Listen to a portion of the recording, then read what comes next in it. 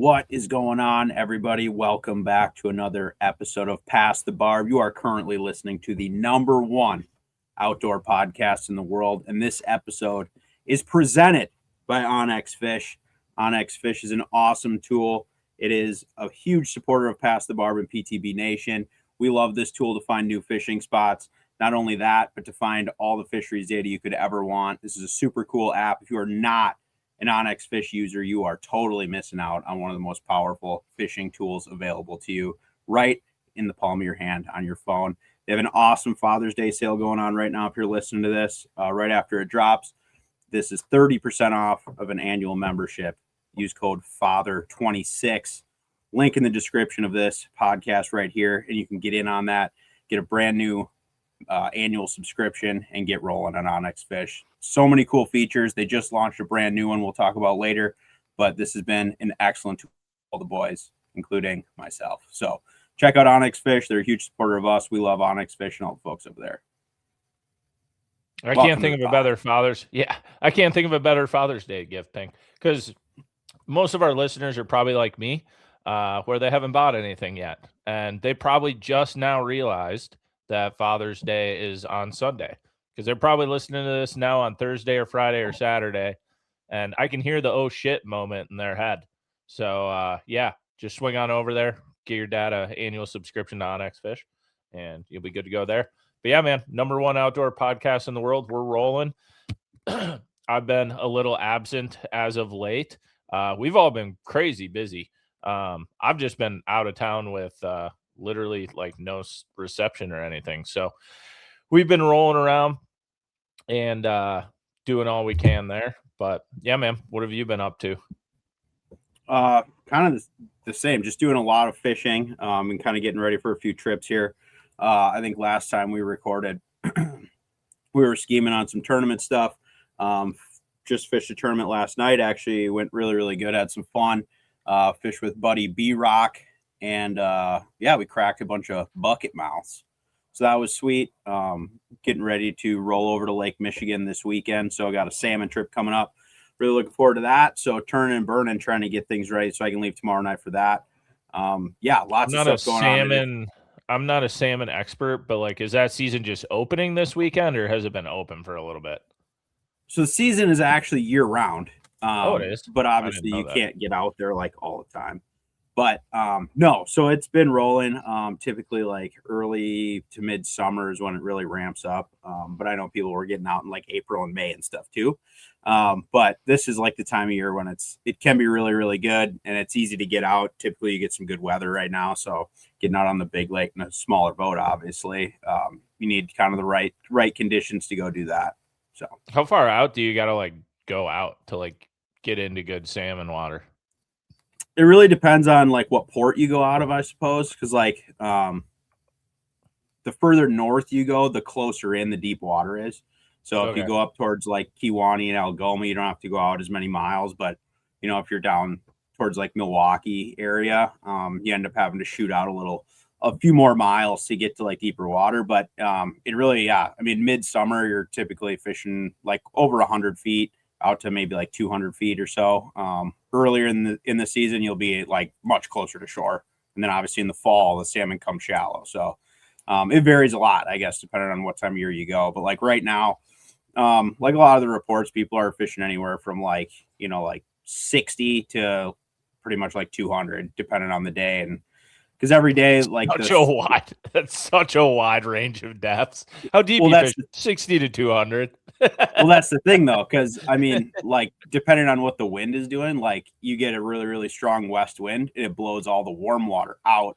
So the water near shore is much colder, and the salmon move with the different temperatures of water. So literally depending on like when and what the wind has been the past several days can really dictate like where they are. So it's an information game.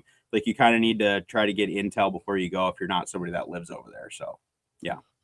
Well, that'll be sick. Gonna fill the freezer, I'm sure. Hopefully. I mean, you never know how those trips are going to go, but we'll be over there for 3 days. So if we get into them really good one day, it pretty much makes the whole trip, because it's like, I don't know how people go over there for like 5 days in a row and catch fish, because it's like hundreds of pounds of meat. So whatever.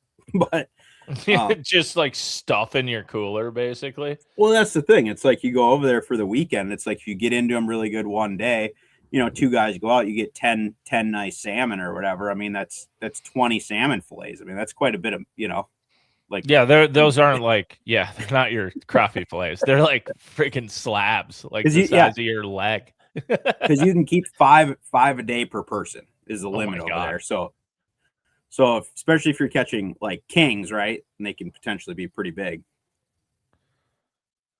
That's nuts. That's so much meat. Are you mainly is it mainly kings then? Or it's a lot of, it's not kokanee, right? It's, so there's coho salmon. Coho. That's kings, what I meant.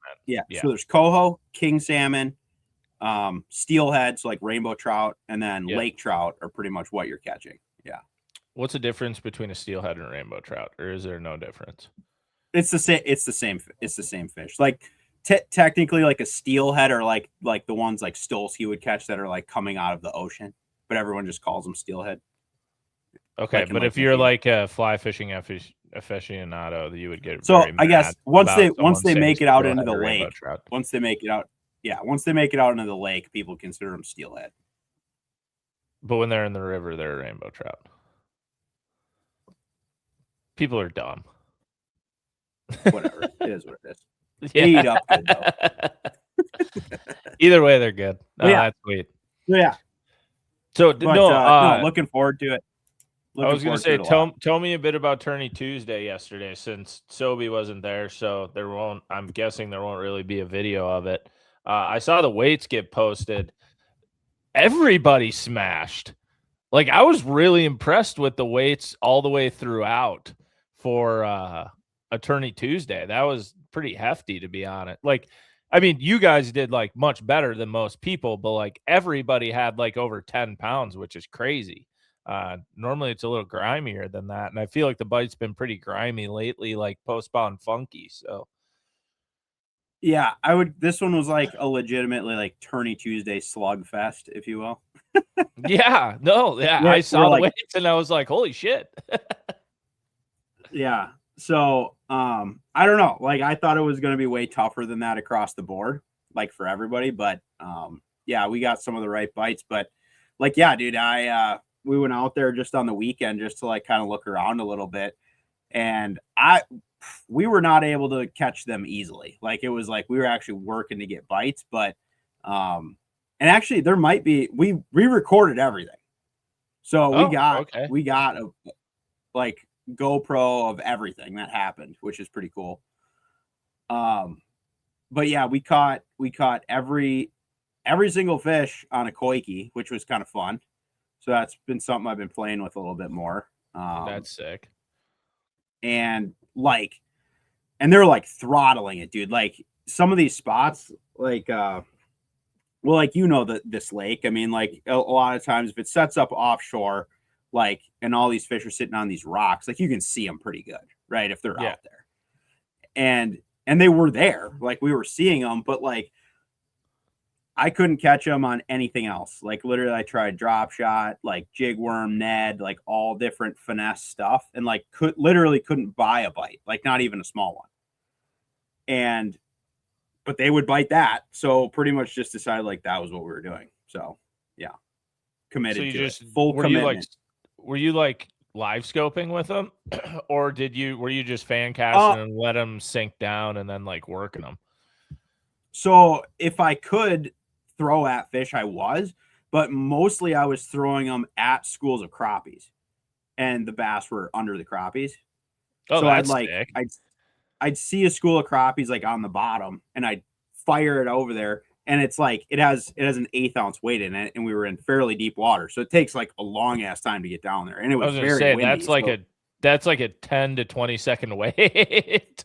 Yeah, and it's real windy, right? So you're bobbing around, and I'm trying to like watch it on live, and it was just like impossible. But eventually, be like, okay, like it's getting down there, and I'd get it into the school of crappies, and I'm just like twitching it through there, and it would just, I mean, I'm talking like throttle that thing, and that's sick. Yeah, but it was like it's a pretty big bait, right? But it's like pretty finesse too. So you're just kind of like twitching it along, and all of a sudden just whack.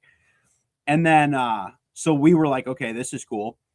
but we did our dam it like in practice. We thought that was how it was going to go down. We're like, okay, this is like, we were catching pretty good ones too. Like we got a couple of like over 4 and we're like, okay, this is it. And we ended up finding one shallow spot. It was like a weed edge that for whatever reason, there was like just a metric assload of bait on comparison to everywhere else. And we pulled in there and I was throwing that thing and working it more like a jerk bait, like right over top of the weeds, like pretty aggressively, like snapping it and like letting it sit, snapping it, letting it sit. And they were just crushing it. Like, and I could see them race out of the weeds and smash it. It was pretty cool. So we weren't really like even scoping then. Like, granted, I did see some of them eat on scope, but yeah. And with that area, I mean, in the tournament, we caught, I think 3 fish off our deep spot. I literally caught one on my first cast and we're like, it's game on. And then we went an hour without another bite. And then finally caught, I think 2 more there. And we're like, okay, we really need we got to get a limit now because these tournaments are short. Like if anybody's seen this Tourney Tuesday thing, like literally 5 to 9 o'clock, like you have 4 hours to get it done. So, and normally by the time you like settle in mentally, it's like 5:45 or 6:15, and you're like, son of a bitch, I only got like 2.5, 3 hours left. Yeah. And if you're on the struggle bus at the beginning, it's easy to spin out because you're like, what we got? Like you're thinking like we have to get a limit, but you're also like, we need big bites. So we were like, let's get 5. Everything's been hit already. So you're like, shit. Oh yeah. And these are tiny lakes. There's 14 boats. Everyone's gone. Everything that's a spot has been burnt already. So whatever.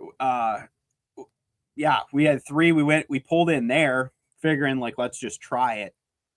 And as soon as and there was a bunch of other boats fishing this area, but no one was on like the spot. Like I literally dropped waypoints where we caught the fish in practice and no one was very close to them. So I'm like, oh, we'll pull up a little down and then we'll kind of like, bump and grind a little or work our way up to it. Dude, we pulled in there and we pulled up short of the spot and we instantly started catching them. And like everyone's sitting around us and we're just like whack, whack, whack. And me and Brock are both throwing like the same thing. And like, yeah, I went on a tear for a while there. Like we went in there with 3, we got our limit and we called our entire bag on that 1 50-yard stretch. Jesus. And it was like pretty sick. And then it slowed down considerably. And we're like, okay, we have an hour to go. And it's like, like we knew there was still fish on that deep spot and they were big ones. So we're like, if we could we need like 1 big bite, you know what I mean? And we're like, should we stay? Should we go? And we're like, okay, 3 more casts. And if we don't get bit, we'll leave. And like literally next cast, I caught our biggest fish of the night. And then we're like, shit, now what do we do? We got 45 minutes. And I'm like, we felt like we burned this spot to the ground, but we just caught the biggest one we had was a 476. And I'm like, God damn it. Like, I think we should still go. So we literally packed up our shit. We run back to the other spot. No one was on it. Nobody else fished it like the whole night. We pull back up there. I drop the trolling motor and I'm like looking around and now there's 0 crappie schools. And I'm like, shit, but there's still fish there. So we tried throwing at them, but like every time we'd seen fish with no bait, we never got them to bite. So we tried it for like 5 minutes and we're like, this ain't it. So we literally ran right back to where we just were. Because we're like, let's just finish it out there. Had everyone converged on it in the time you were gone? There was still nobody on it, even though everyone was watching what was happening. So we pulled right back in there. I think we ended up catching like 2 more fish, but they didn't help or whatever. Because we had our emergency backup plan was we had 1 frog spot, but it was like I didn't think we could get a big one there. It was like if we needed a couple 2.5 pounders, I think we could have done it. But yeah, we had a pretty good bag. So we rolled then, and the whole time we're both like, dude, we're 1 away. Like we need a 5. We need or even shit. Like we needed a 3.5. Like we had, and all of our fish were over 3. So it was like that was nice, but it was like we really needed like a little bit of extra meat because dude, they're like post spawn skinny, right? Like you could tell like these fish should all be like fat, and they're like not. Yeah. So but we were weighing the fish, which I don't normally do. Like if anybody that's ever fished with me, I don't really carry a scale too much. So Brock had he had like a Amazon special, whatever, and it had like the hook on it was like half an inch big. So we're like trying to weigh these fish, you know? So like it didn't have a clip or whatever. And we're like, okay, we got in a situation where we were catching so many like 3-pound class fish that I was like, we actually need to weigh these. And like, you know, so we had like notes app in the phone going with like our call, you know, shit in there. But we got it done. And it, dude, honestly, we weighed all those fish. We weighed in on the legit scale at the weigh-in, and Brock's scale for our full bag was off by 0.01. Like That's 0.01 pounds. Yeah. That's how close his scale was. So we were like dead on. So we were like, okay, that was pretty cool. But yeah, we ended up not winning though, which is fine because the guys that won like did really good. So that's fine too. But yeah, I thought we had a shot. I mean, we were very close, like literally a couple bluegills away, you know. So yeah, no, that's still sick. So sitting in what? That was a third event. You guys are now sitting because it's what 10 weeks. Yeah, I think we're sitting probably pretty good because I think we were in fifth place. I think so. We got to be, I think, in the top 3 now, like overall. Yeah. So you're sitting good. Had I mean, almost a third way into the season. Yeah. So week 3, and like anything can happen because it's the way that thing sets up. You get to drop, I think, your worst 2 tournaments. Yeah. So that's like actually like a big can like swing a lot because it's like if you really shit the bed one week, it's like it kind of doesn't matter. But like, yeah, like right now our worst finish is a 6th place. So like if we had like that would actually be awesome if that's our worst one. So yeah, then you won't even need a drop probably. But no, that's sick. But yeah, no, blasting him on a koiki was really fun because I know like people were talking about it like at the ramp, like everyone's like, oh, everyone's throwing it, and we're like, yeah, weird. And like because that was like our game plan, you know, we're like, we're catching them on this or we're pretty much screwed, I think. So yeah, for whatever reason though, yeah, like when we went on the weekend, I literally could not buy a bite on anything else at all. That's hilarious. So, but clearly everyone caught him doing other stuff because I couldn't. So I don't know what they were doing. So much different than I was, but probably they're more patient, I'm sure. Something. Yeah. But no, it was fun. So that's sweet. Okay, so I've been MIA a lot lately. I think the last one I was on was with Boley right before Memorial Weekend, and you guys were gone. So since then I've fished a handful of tournaments. Been doing really well, which has been really fun. Hell yeah. But yeah, man. So right after we recorded with Tom, I fished at Denny's. So if people don't know, the Denny's is like, I don't know, it's got to be one of the top trails in Minnesota. It's like where Fighter, Felix, Douglas, like a ton of those guys fished and kind of grinded before they went to the Elite Series and everything on Minnetonka.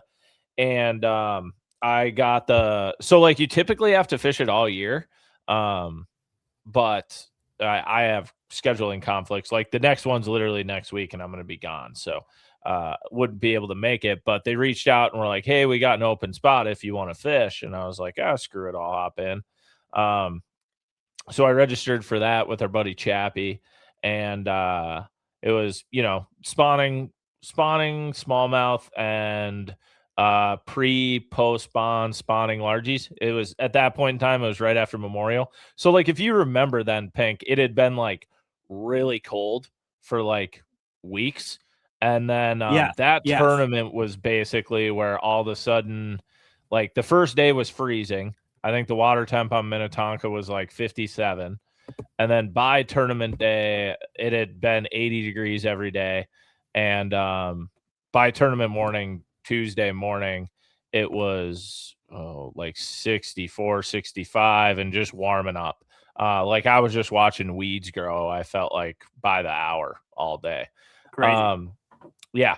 So had a game plan, you know, there was a huge wave of not huge. There's not a ton of smallmouth in Minnetonka, but there was a wave of smallmouth that started moving up on, I would say like Sunday-ish afternoon.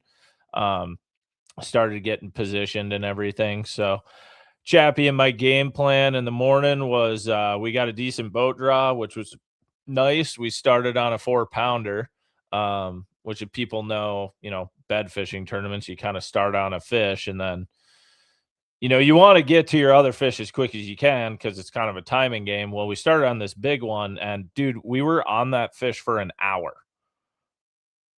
We spent the whole first hour of the tournament on this fish because it would not do anything. It would not bite. It kept nipping at everything. So then you're dealing with mentally like, well, do I leave or do I stay? But it's also like, okay, 4-pounders on Minnetonka in May are not like easy to come by. And this is for sure a 4-pounder, so we can't leave it.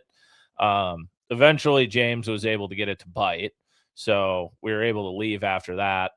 Then we went and just kind of pinwheeled them for a little bit, just hopping around different areas. But then at like, I would say 9-ish probably in the morning, we went largemouth fishing for a couple hours. And this was kind of one of the funny parts from the day. I haven't even gotten to tell you about this yet. So me and Chappie pull into this area.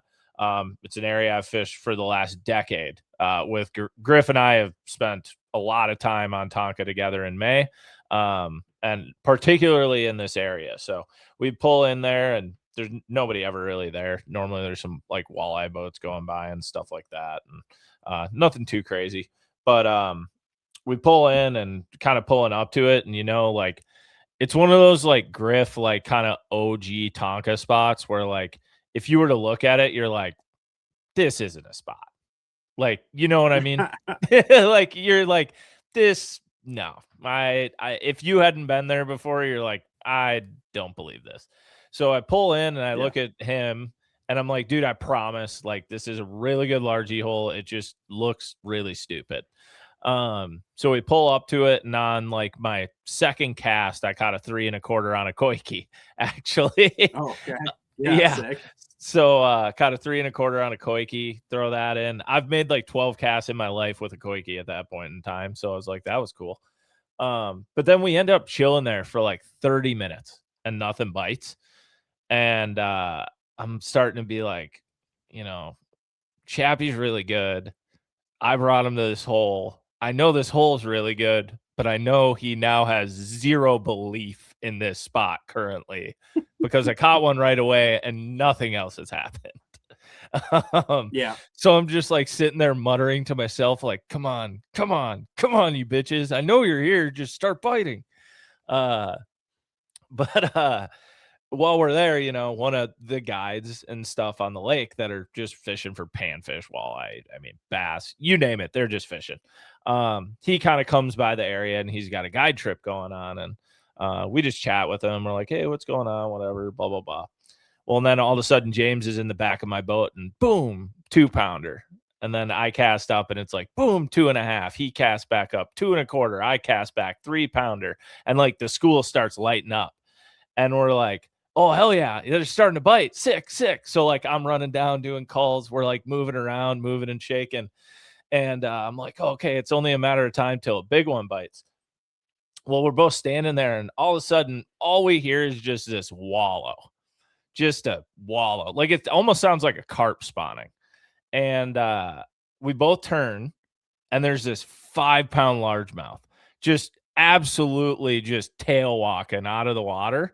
But there's a line attached to him. Ugh. And I'm like, what the hell? And I turn and look, and this guide is sitting there, and he's got a kid on the front of his boat, like an 8-year-old. And he's just got the biggest smile on, and this thing is just tail walking. And the kid casted like 20 feet in front of my boat. Like I was just looking the other direction. I must have been culling when he did or whatever. But like they land it and the guide takes pictures, does the whole thing. And I see Chappie's just like, he just looks at me. He's like, son of a bitch. There was a big one here. And I was like, God dang it. So they take the pictures, they let it go. And then we can hear the guide being like, hey, they're fishing the tournament. Like, don't cast over there. They're fishing there. We're fishing over here. And like Chappie and I were talking about it. Like, I can't even be mad at the kid because I 100% know what the brain thought process was. it was, we're catching them. He's sitting over here. And he's like, well, why don't I just throw over there? And he just chucks over there. And catches a giant. And then so the kid kept trying to like throw back, and the guide like started slowly like pulling further away. And that kid is just heaving casts, just slanging it. That is like a bummer that they caught it out from under you, but it's also like kind of cool to like watch that happen, right? Like have a kid like catch a big one. Oh yeah, it was so funny.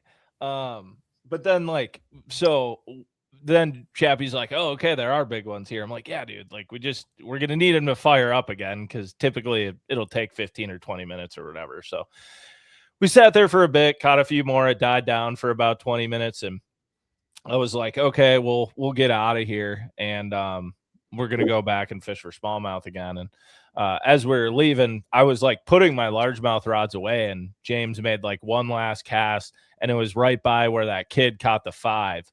And he buckled up on a 4.5. So I was like, all right. Nice. I was like, all right, whatever, I'm like, you got like some legit bites. Yeah. Kid got one. We got one. And then we, ran back out to the main lake, ran around. And it was super cool that day because it was glass calm, 90 degrees. And you could see down like 15 feet. And dude, there were just fish pulling up everywhere. I don't think I went by a bed, smallmouth or largemouth, on main Lake Minnetonka from noon till 3 that day that didn't have 2 fish in it. Like 2 or 3 fish. Like it was just, the whole lake was like very actively spawning. So then we just worked around, started catching some more, ran into Felix. He told me he had 23 pounds, so I needed to catch more. It ended up being he was lying to me. So I ended up burning a ton of gas trying to catch more. But we ended up catching like, I think it was like 22 3/4. Ended up winning, which was super cool. Very cool to win at Denny's on Minnetonka. But yeah, man. So that was super fun. Greatly enjoyed that. And, I bet, dude. Yeah, but by far, like I said, the funniest part of the day was watching this kid cast directly in front of my boat and jack a 5-pounder, like when we really needed it. Well, we didn't really need it. It was still like 9:15 in the morning, but you're just like, oh, it's one of those days. What was he casting? What did he have tied on? I don't even know, dude. Like jigworm. I have no clue.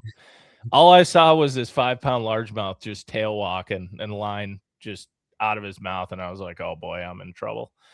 But yeah, and then this past week I just got, and then we were at Big Stone when I talked to you guys there. That was super cool. Shout out to our homie Aaron Teal. Shout out Teal. He got his redemption and got his first Champions Tour win. Very excited for that video to come out. Teal did some major river ratting to win that thing. It was pretty cool. He had nobody around him all day. So in the north half and the south half. But that was super cool to watch. They definitely bit way better on the south side of Big Stone in the afternoon.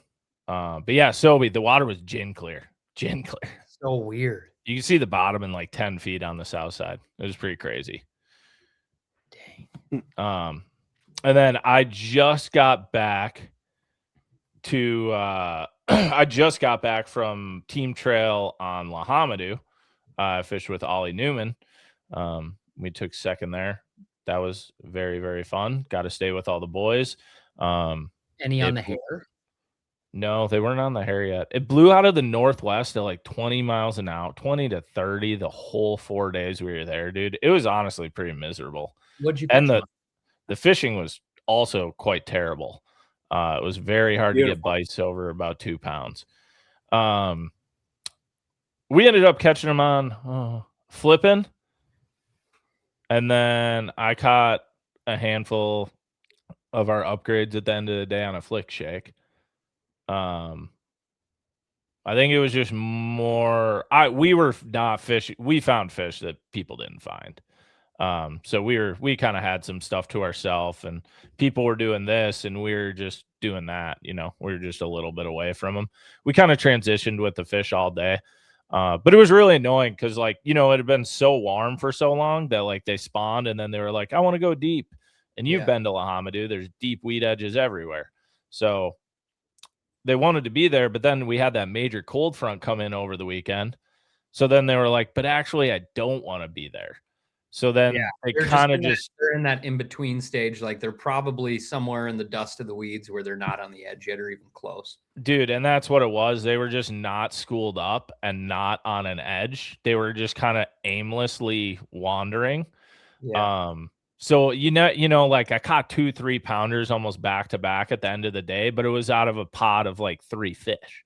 I saw them following my flick shake on ML2.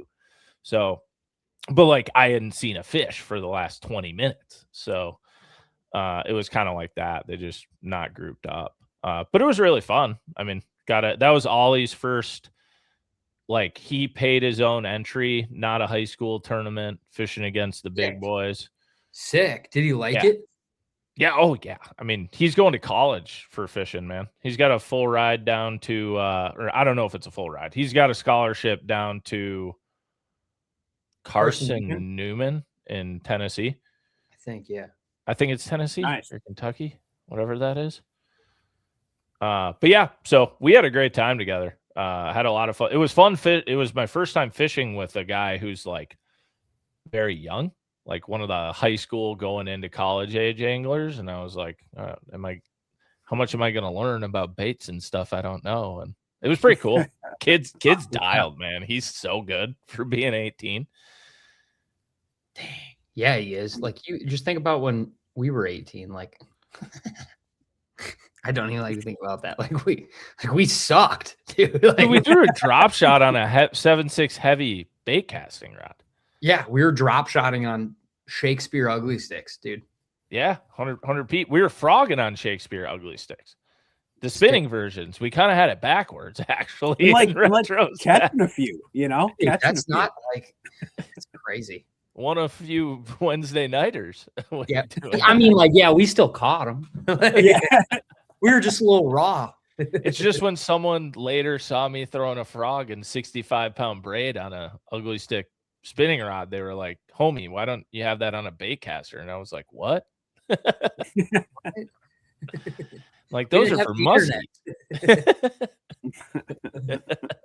But yeah, man, so that was a lot of fun hanging out with, getting out of town and hanging out with the whole crew for a bit, putting together a pattern and just going out bassing. Yeah. Who did you all stay with? I was with Nichols and Gaffrin, so that was super fun. Nice. And then we stayed with 2 new guys named Scott and then Mason. It was a ton of fun, just new dudes. Scott's like, this was his first bass tournament. He's from northern Minnesota. Well, he's from the cities. He has a cabin in northern Minnesota. He's like a diehard muskie dude. And Mason had asked him to fish bass tournaments with him. So whenever we were back, he was basically just talking about muskies. So it was funny. Like, he's just showing videos and talking about everything. It was pretty sweet. It's like, you want to fish this bass tournament? He's like, why?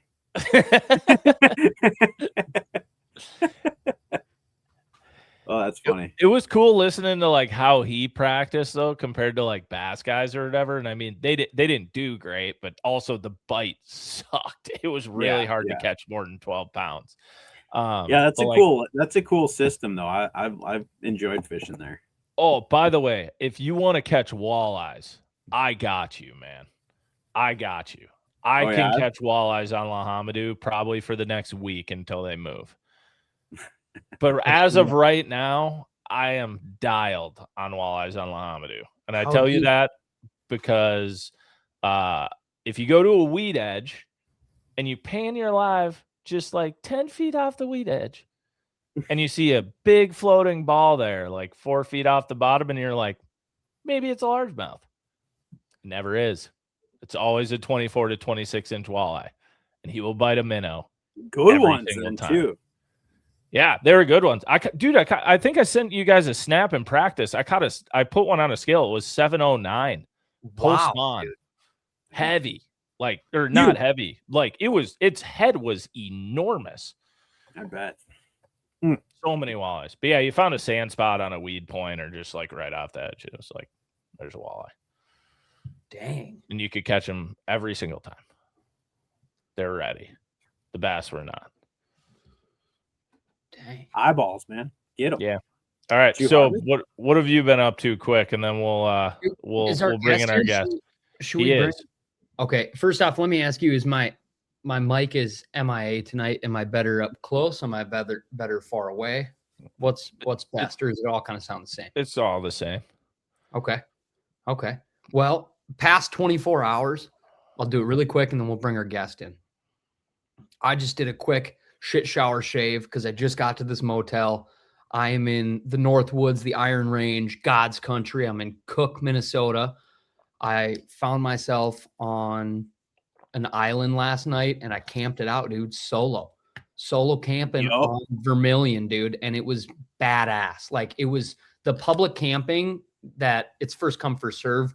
That's on Vermilion is like, it's super nice. You got a fire ring there. You got a little storage area. You could lock your stuff up for bears, and then a picnic table. And it's just like, I don't know. It was sweet. Walleye fishing, smallie banging. It's basically also, it's kind of interesting. Everything up here, I guess I didn't really look for them, but I think everything even up here is like super post spawn done. I'm sure there's still mouth on beds. Yeah. But like, I think it's very done. Yeah. What did you whack the smallies? I wouldn't say whack, but like caught a decent amount. Honestly, a lot of smaller ones on some hair, on a fluke. Yeah. The popper bite is like just starting, which is cool because like smallmouth, I'm from southern Minnesota. Smallmouth on a popper is like kid in a candy store for me. I don't honestly care how big they are. And then the walleye fishing was pretty decent too. I was freaking cooking some walleye over the campfire last night. So yeah, I saw Buddy Nate and Buddy Hayes have been catching a bunch of giants up there. Yes, dude. I might meet up with those fellas tomorrow. And Nate and Hayes, like, I'm excited to see what they've been doing because I haven't talked to them much, but like, they're freaking, those two are just scope machine dialed guides on Lake Vermilion. So shout out Buddy Hayes, shout out Buddy Nate. If you guys want to book a trip with them, hit them up on Insta, dude. They've been plowing. Bass too. Hayes been doing a lot of bass trips this year, and him and his clients been. Hell yeah, that's awesome. But they're steady stacking, dude, every day. Dude, when we had Boley on, Tom and I we talked about how I was like, I kind of want to get into walleyes and maybe try it a little bit, but I'm like intimidated about like absolutely just sucking at it and getting destroyed. And then a lot of actually PTB listeners like reached out to me and were like, dude, I would love to watch a You Learn to Walleye series. I was like, maybe I'll do that. And then I did the Lahamadou thing, and dude, I'm telling you, I'm like 80% of the way there for when I go to Brainerd next weekend, walking into a bait store and going, give me your night crawlers. Yes. Because I'm like, I think I can do it. Like after that and like seeing them and like getting that much immediate feedback of like, I know what walleyes are. I know how to find them. I was like, I might go do it. And I might just grab some night crawlers to go do it. Dude, you should. You should just rig up one rod that just sits there on your deck with an 1/8 ounce Ned rig head or an 1/8 ounce jig of any kind that you have, and just a little carton of crawlers on the side. And if you think you run into them, just be like, well, let's try this out. I know. I'm very tempted. I got very close to. I'm close to going to the walleye side just to try it out. If you're like Bart going to like buy a box of crawlers, though, it'd be like some like the nerd that's like, one weed, please.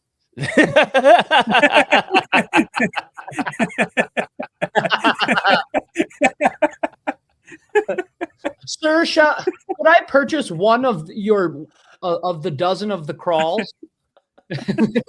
I would try to get like a dozen night crawlers, and they would look at me like I'm insane. They'd be like, you don't want the flat? Also, getting 1 dozen probably is stupid because the amount of them that fly off and stuff, I got to think through this more. Let me know. Slide into my DMs or you'll change your whole cast, dude. You go like that once and be like, okay. And then you're gonna you'd be lobbing it out. Dude, I felt like I was I'm sure. Oh, that's why those guys make those dumb casts. I just thought they didn't know how to cast. Because they don't want to fling it off, dude. I did that right the first time. I was like, okay, tone it down. Sick. But dude, when you do that, it goes so far. The crawler, yeah. The jig. Yeah. Like further than you can cast, actually. Oh, speaking of freaking walleyes and speaking of multi-species madness, ladies and gentlemen, boys and girls, we have a phenomenal guest tonight. He is a Wisconsin native. He's a multi-species banging machine. So can we pay some bills quick before you bring him in? Yeah. Keep him back there. Get that bag.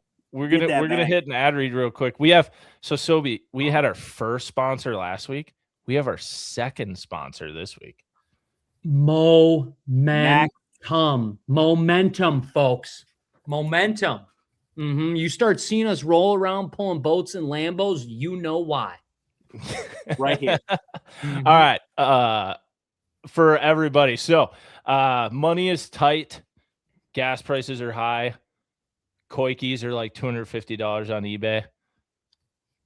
Life's expensive right now. Life is stressful. Start saving money and being smart with your money. Many outdoorsmen are not. Go meet with a certified financial planner and fiduciary. You hear that word? Yeah, I can say that. Ben Bartusek with Northwestern Mutual for free, and make a plan for your future. Save a couple bucks here, a couple bucks there. Boom, you got a new boat. That's how it works. So I trust my brother Ben with my money. Give him a call today, 507-509-2907. Set up a free consultation, and we'll have his email in the description too if that's more your style. But Ben Bartusek with Northwestern Mutual. Save some money, save up for the future, get yourself a new boat. That's how it works, right, Sobi? Yeah. Ben, get a new boat. That's what I heard. Shout out Ben Bartushik. Shout out financial advising, dude. And I'll tell you this: there's 3 Bartushik boys in the family. Adam is the tallest. Daniel is the funniest, and Ben is probably, without a doubt, the smartest. Go to him if you need a financial advisor and you're a crusty angler like ourselves, or just a crusty person like ourselves, and you're like, I don't really know anything about this. Call him and tell him that. He grew up with Adam, and you can speak to him really openly about what do you do? What can you help me with? And he's a good dude and extremely smart. Shout out Ben. Hell yeah. All right, let's bring in our guest, Sobi. Hit it. Oh, okay. From humble beginnings, a Wisconsin native, a multi-species phenom, he has grown his social media platform to hundreds of thousands of followers. He has accrued millions of impressions. Ladies and gentlemen, boys and girls, Caleb Wistad. Bring him in.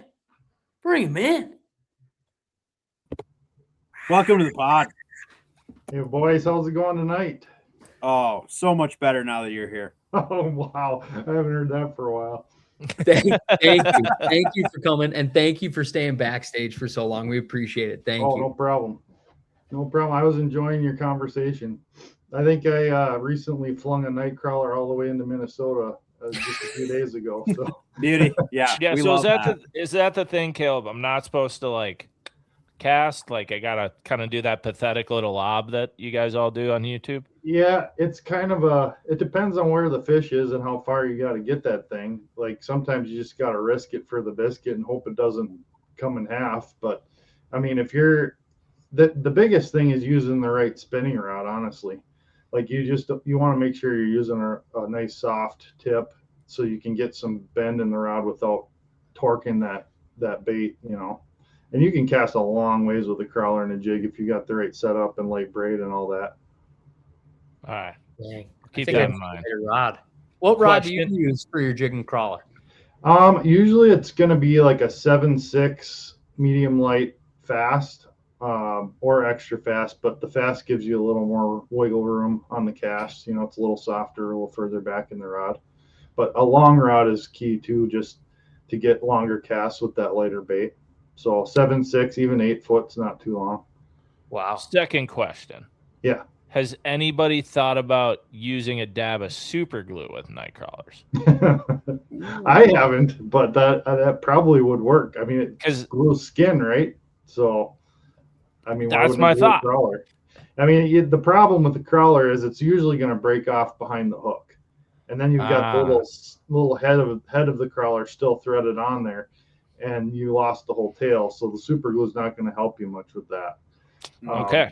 That's what happens. You'll find. All right. The more Before we get into all this fishy talk, you come in here flexing this 100 100,000K goddamn plaque behind you. All right, run us down. You're built for this. Run us down your last 24 hours and tell us where you're at in the world right now. All right. Can I go 48? Because I would love that. Yeah. Okay. So let's see. 48 would bring me back to Monday. Monday I fished, and that's kind of one of my typical fishing days is Monday. I don't have any kid responsibilities that day. I don't have any appointments. Usually I leave the Mondays open. So I actually didn't film anything specifically on Monday, but man, did we tear up the walleyes. Like Right. I actually brought a guy that I used to look up to that had been in the fishing industry off and on. And he had, years ago, back when Al Linder was still in Wisconsin quite a bit, like I'm talking 40, 50 years ago, like long time ago. And he had fished with Al in the past over here in Wisconsin. And anyway, long story short, I've known the guy forever. He'd never used forward-facing sonar. He's kind of a semi-walleye legend in our area. And he used to guide on the Chippewa flowage and all this stuff. So I took him out in my boat, and I knew we were going to see a lot of fish. Like there's a lake by me right now that's fishing better than it's ever fished. And these walleyes are not in the cover. They're wide open, huge schools of them. And he was just absolutely astounded by what we could do. Like he was just like, this is, he was almost speechless because he'd never seen it. He's caught more walleyes than I have over his lifetime by far, but he'd never seen what they do. And he was just absolutely flabbergasted that you could catch them like in places he had never tried to catch them, And we saw hundreds of walleyes on the screen. I mean, hundreds. Watched them come up and hit the bait over and over and over. So that was awesome. And then I had my dad come out, and we just continued to just wail on them. We probably caught 40, 50 walleyes on Monday. Holy smokes, dude. That's awesome. All day. Early we caught them on jigs and paddle tails, plastics. Then it was just bleach and slip bobber most of the rest of the day. But I mean, just a fantastic day. And you got to do that once in a while. Like, I had a couple videos in the hopper, a couple things to edit. I wasn't too worried about it. I'm just like, I'm just going to take a couple guys fishing today and have fun. So that was a blast. And then yesterday was an editing day. So, business has to get done. So I edited a couple videos yesterday, got some shorts out there, did something for Onyx, did something for Clam, just kind of paying the bills. And then today I was just, honestly, it was a rain day, just poured and rained here all day. So I was catching up on, you guys know, if you fish a lot, your boat just gets destroyed. Your leaders get shorter and shorter and shorter. And like, I just went through everything and re-spooled some rods, retied some leaders, like cleaned the boat, like just kind of, you gotta have time for that too. I like to be organized, and it drives me crazy when things are out of control. So kind of caught up on some of that stuff today. I need to do that badly right now. My boat is like stuffed to the brim of tackle bags, rods, like there's, garbage tackle packaging. Like, yes, I don't know where anything is currently. It just all needs to get pulled out. So that's exactly what I was doing. Yeah. And Sunday night, I fished my first bass derby of the year. So I used to fish a lot of bass derbies, actually. Like we would fish every league night we could find. We fished, Saturday tournaments. My buddy and I won quite a bit back, probably 7 to 10 years ago. We were doing a lot of that stuff, and it was fun to get back in the boat and chase some bass on Sunday too. Caleb, I didn't know that. I didn't know that you'd fish local tournaments, dude. Oh yeah. I really used to be into it. And we had our leagues second, like up in Hayward, or are they more over by Siren? Some are in Hayward, but it's more like the Spooner, Siren area. Yeah, gotcha, but okay. We were fishing on Long Lake, which is kind of just south of Spooner. But we fish a couple lakes in the Hayward area too. So yeah, and of course we draw the lake like the night before, so we can't pre-fish at all, so we don't know where we're going. And my buddy sent me the list of lakes, and I'm like, all right, we'll be good on any of those except for Long. And then of course we drew Long. How did you guys end up catching them? And then how did the guys that won end up catching them? Did they talk? I think we had 12 boats. We were fourth. So like just out of the money. And I mean, best weight was only 11 pounds. So it was tough fishing. I mean, a lot of guys didn't even weigh in because they didn't even have 4 fish. So it was post cold front. That lake sucks this time of year usually. I mean, we just barely scraped together, I think, almost 8 pounds. That was about all we could do, all we could find. I mean, we found smallmouth, but they were just not biting. I mean, Yeah. they'd follow it and follow it. I had one follow it to the boat twice and not eat. Like, they just wouldn't open their mouths, you know? So, yeah, it was fun. Just fun to do. I mean, I love tournament fishing. I just don't do it a lot anymore because I'm so busy with the YouTube stuff. And frankly, I don't fish on weekends all that much anymore because I'm doing this full time now. So all my fishing's during the week, and I have a lot more time with my family on weekends now, which is nice. But Nice. yeah, so Sweet. It's been a fun week. Yeah, heck yeah, man. Well, so like Pink kind of alluded to with the plaque behind you, number 1, congrats. Thanks. Hell of an accomplishment. I know, not to dig the knife in, I know Sobi's been trying really hard to get that plaque for the last couple of years. And he's going to get it. It's just like, I might be 90, but it'll come. Yeah. The YouTube gods are like, we're going to drag this out. We're going to make him watch all his friends get it first. Yeah, I know. So Sobi and I fished together this spring on the Mississippi and did a little collab, and you got a few thousand more, I think, since then. So like, it'll happen soon. Yeah, it'll happen. You're almost there. If I die before, dude, I'll be so mad. It's just a number anyways, but it is a pretty cool accomplishment. Like, you know, we all used to watch YouTubers who had 100,000 subscribers get that plaque, and we're like, well, that's cool. Never happened to me, but you know, it's cool. And here I am. It's crazy. Yeah. So like, when did you kind of, what's your journey with YouTube in terms of when did you really start doing it? And when did you decide to kind of, I don't know, maybe take it a little bit more seriously? I know you're full time now, but like, you know what I mean?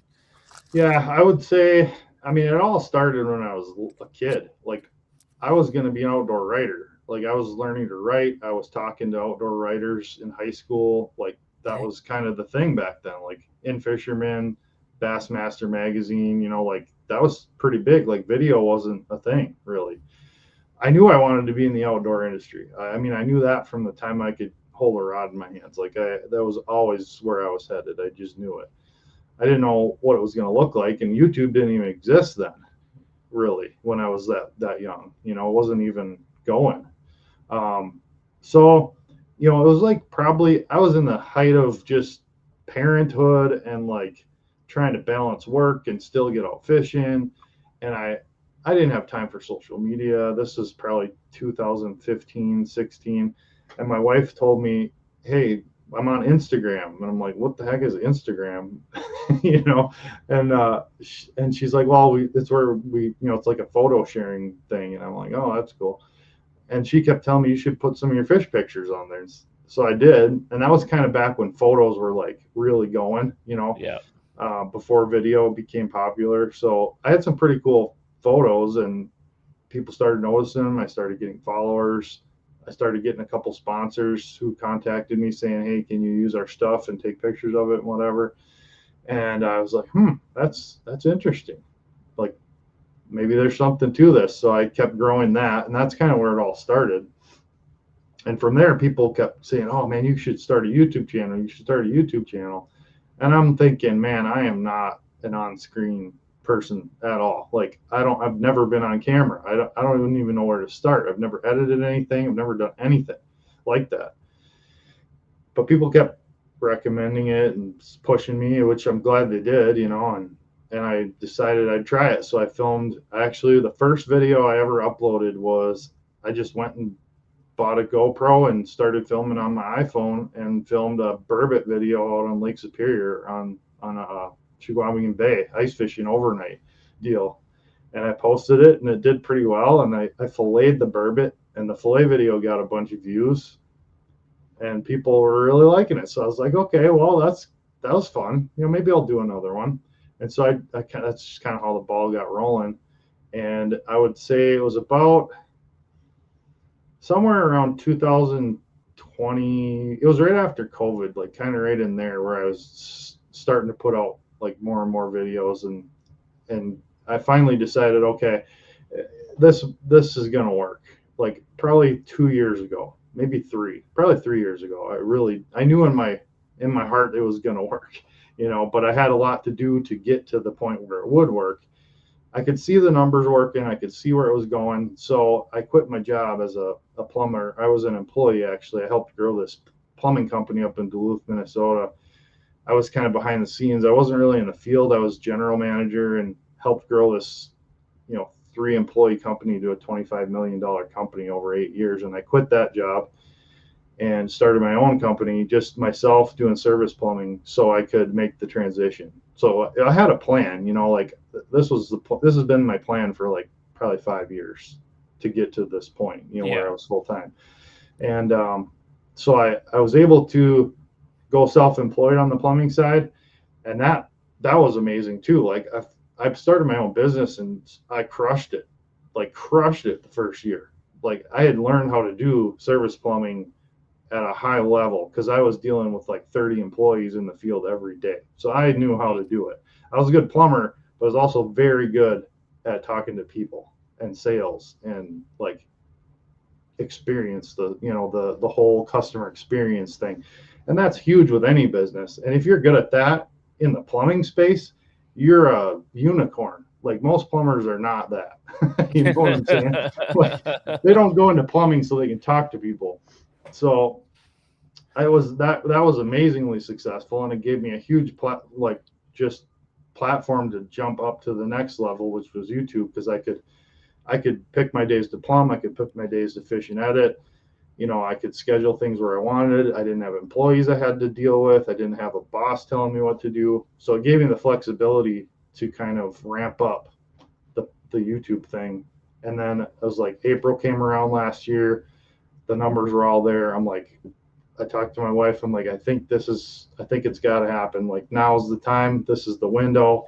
I don't want to drag this out anymore. Here's the numbers. I had everything figured out. It's like, I think we can do it. So what did she think of that? What did your wife think of that?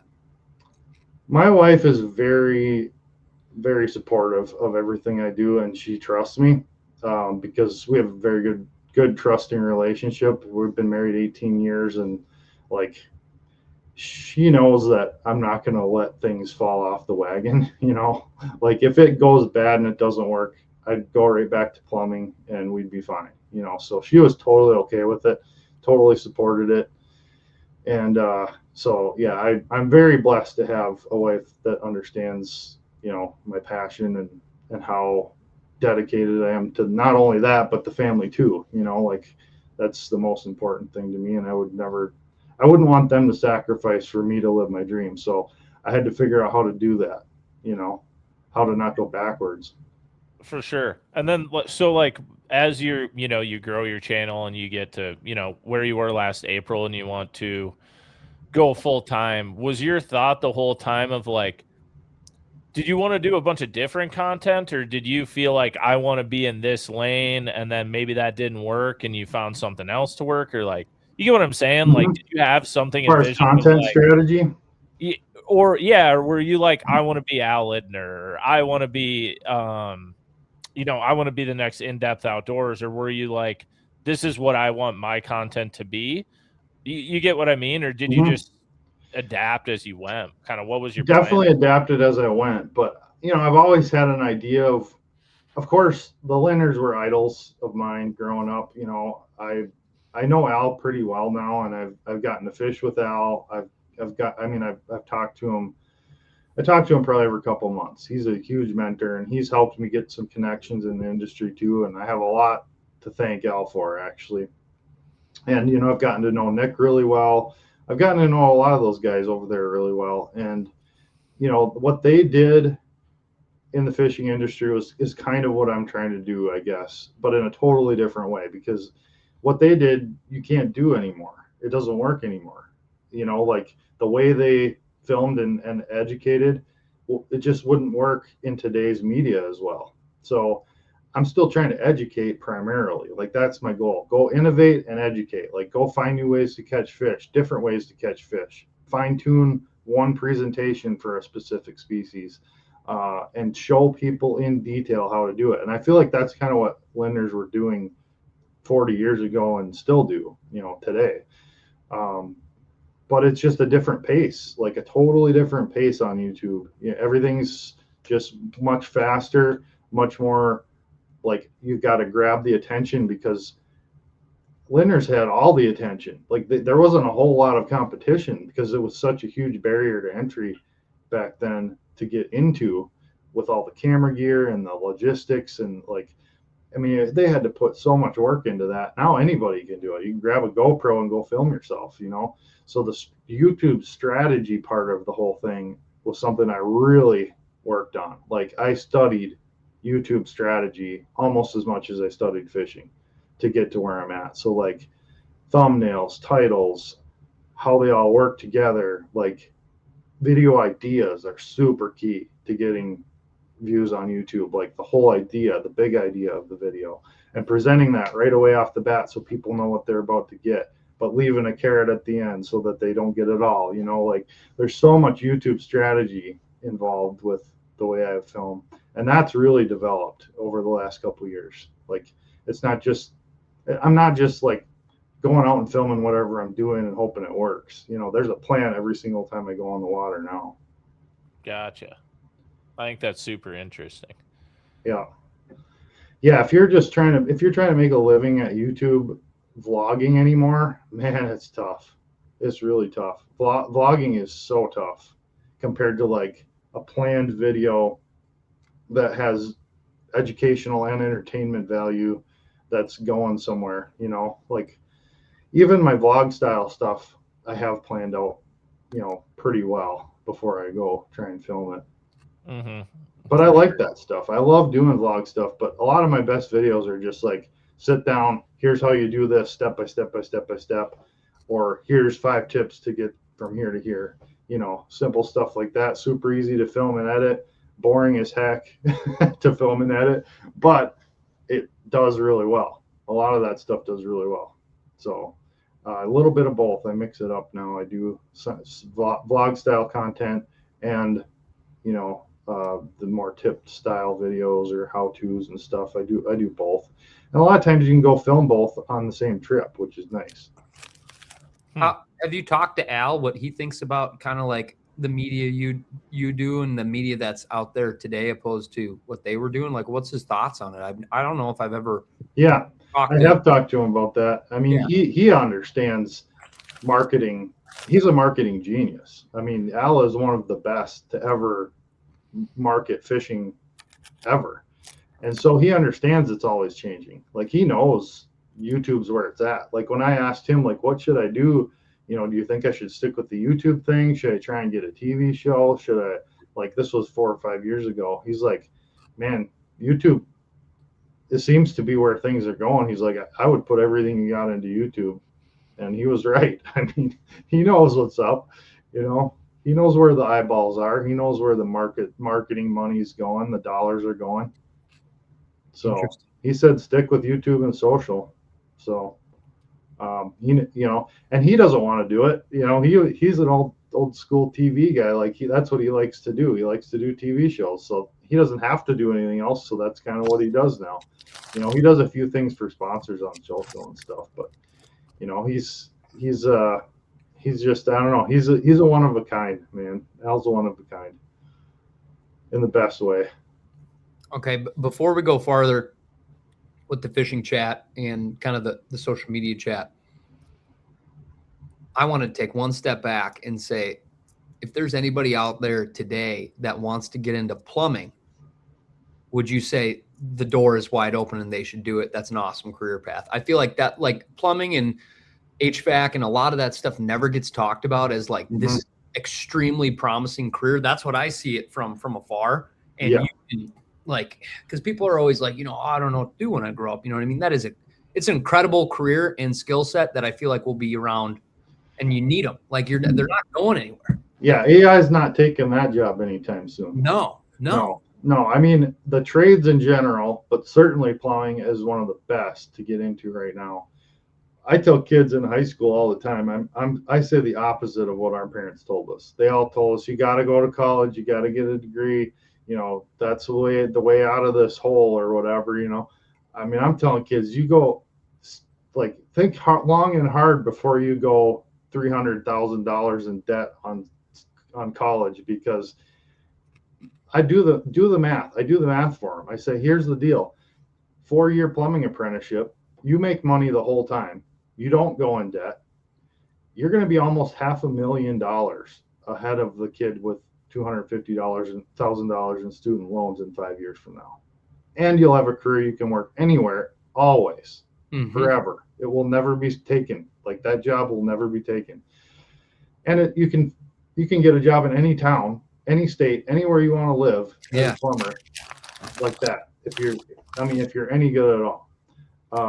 And you can make as much as you want to make. I could have made so much money if I'd have grown a plumbing business and gotten that way. I just don't care about money. I just want to make enough to support a family really well and have some retirement and go fishing as much as humanly possible. Like, that's all I care about. So I'm not here to get rich. Like, that is not my goal. I mean, if I would have wanted to get rich, I would have grown a plumbing business. That's how you get rich. Like, seriously, nobody goes full time in the fishing industry right now to get rich. No. No. I mean, but I will say, like, financially speaking, this has gone way better than I ever would have thought. So I mean, I am doing very, very well right now, and I can't say I'm going backwards at all to do this from what I was making as a plumber. So I'm super blessed to be in that position, obviously, but that took 20 years of plumbing to get here to support that. So, it is what it is. But yeah, if you're a kid who likes to work, dude, get a trade, man. Like, you'll make more than 90% of your buddies going to school, almost guaranteed. Yeah. Like, even from my generation, half the people I grew up with went to college, and they're still paying student loans, making $28 an hour, $30 an hour. And you can make that the second year as a plumber, and you have zero debt, Dang. So take it for what it's worth, but college definitely should be there. I mean, we need smart people. We need people to go to college and have those jobs, but it's not for everybody, like we were told it was, in my opinion. Yeah, I would agree. Yeah, absolutely.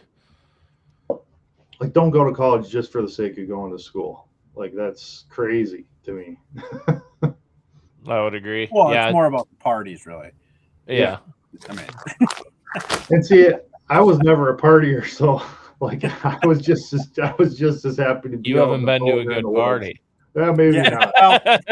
Maybe not.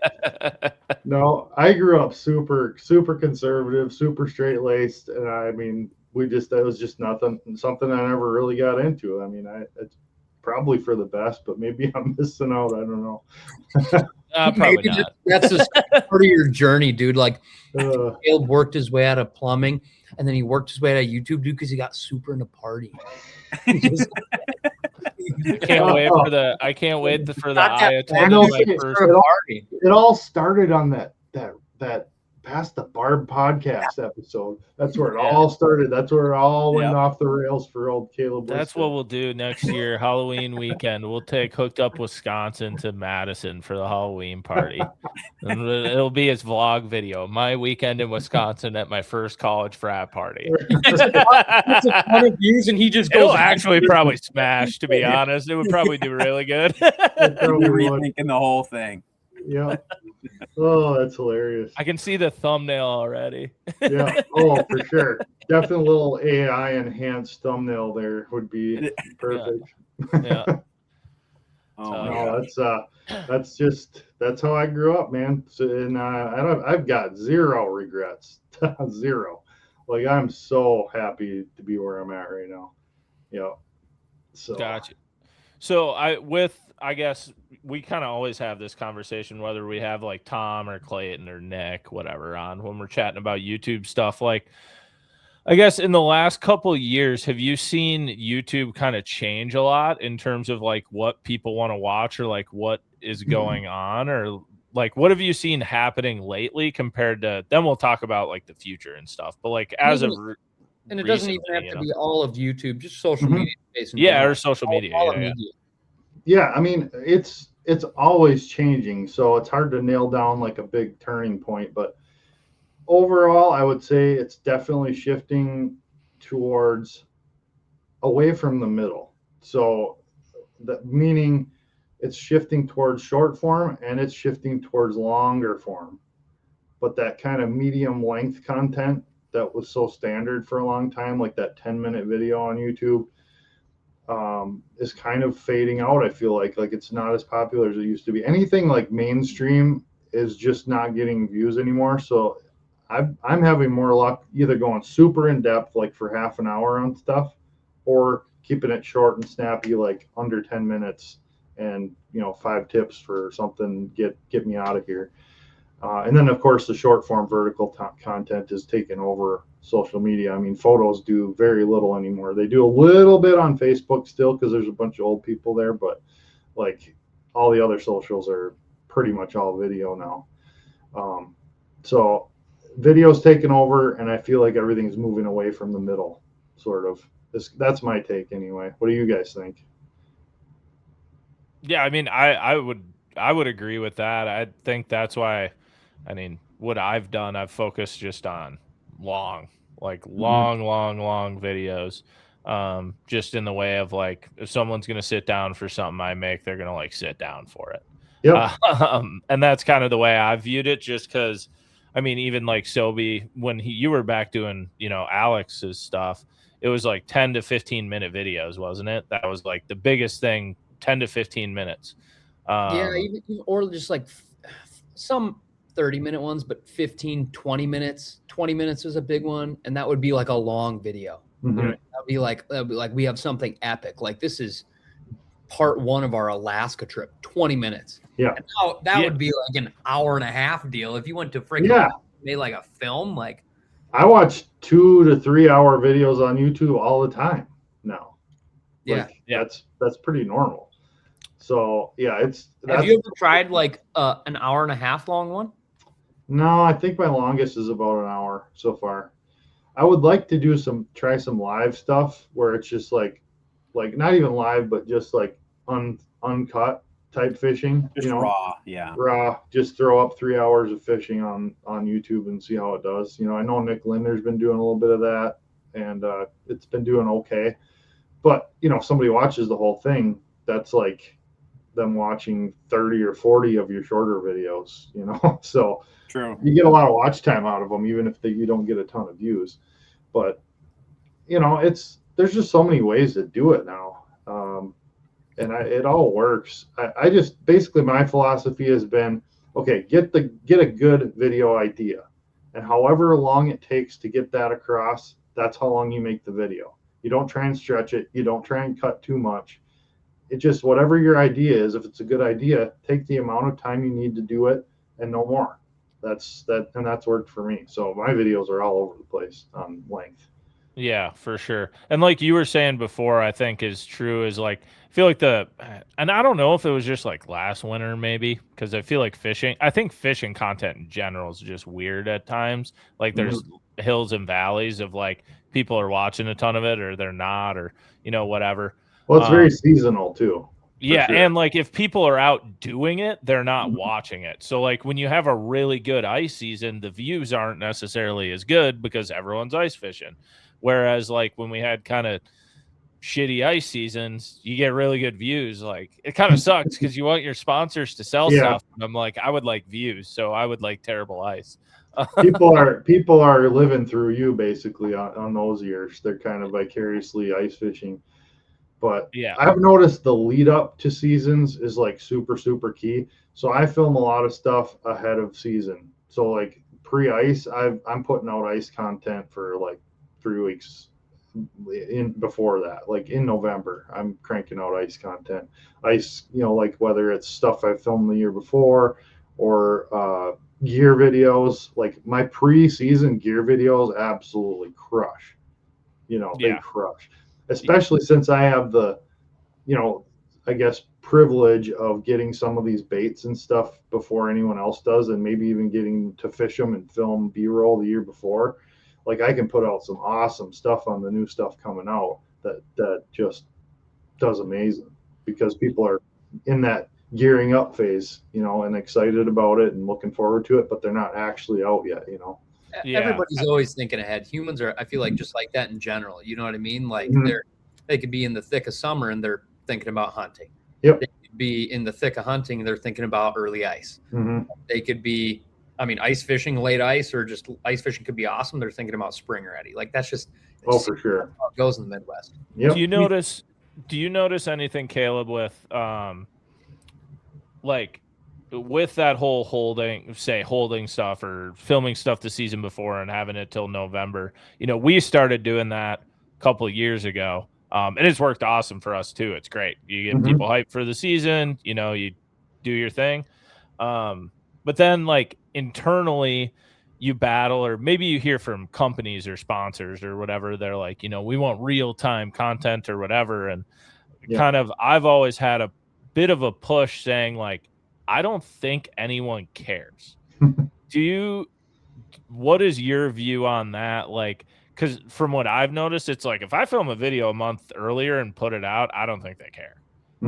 I think seasonally it kind of matters to some level, but I'm curious your thoughts on that. Like, does it matter if you film a video and put it out tomorrow, or if you film that video and put it out 30 days later? You know what I mean?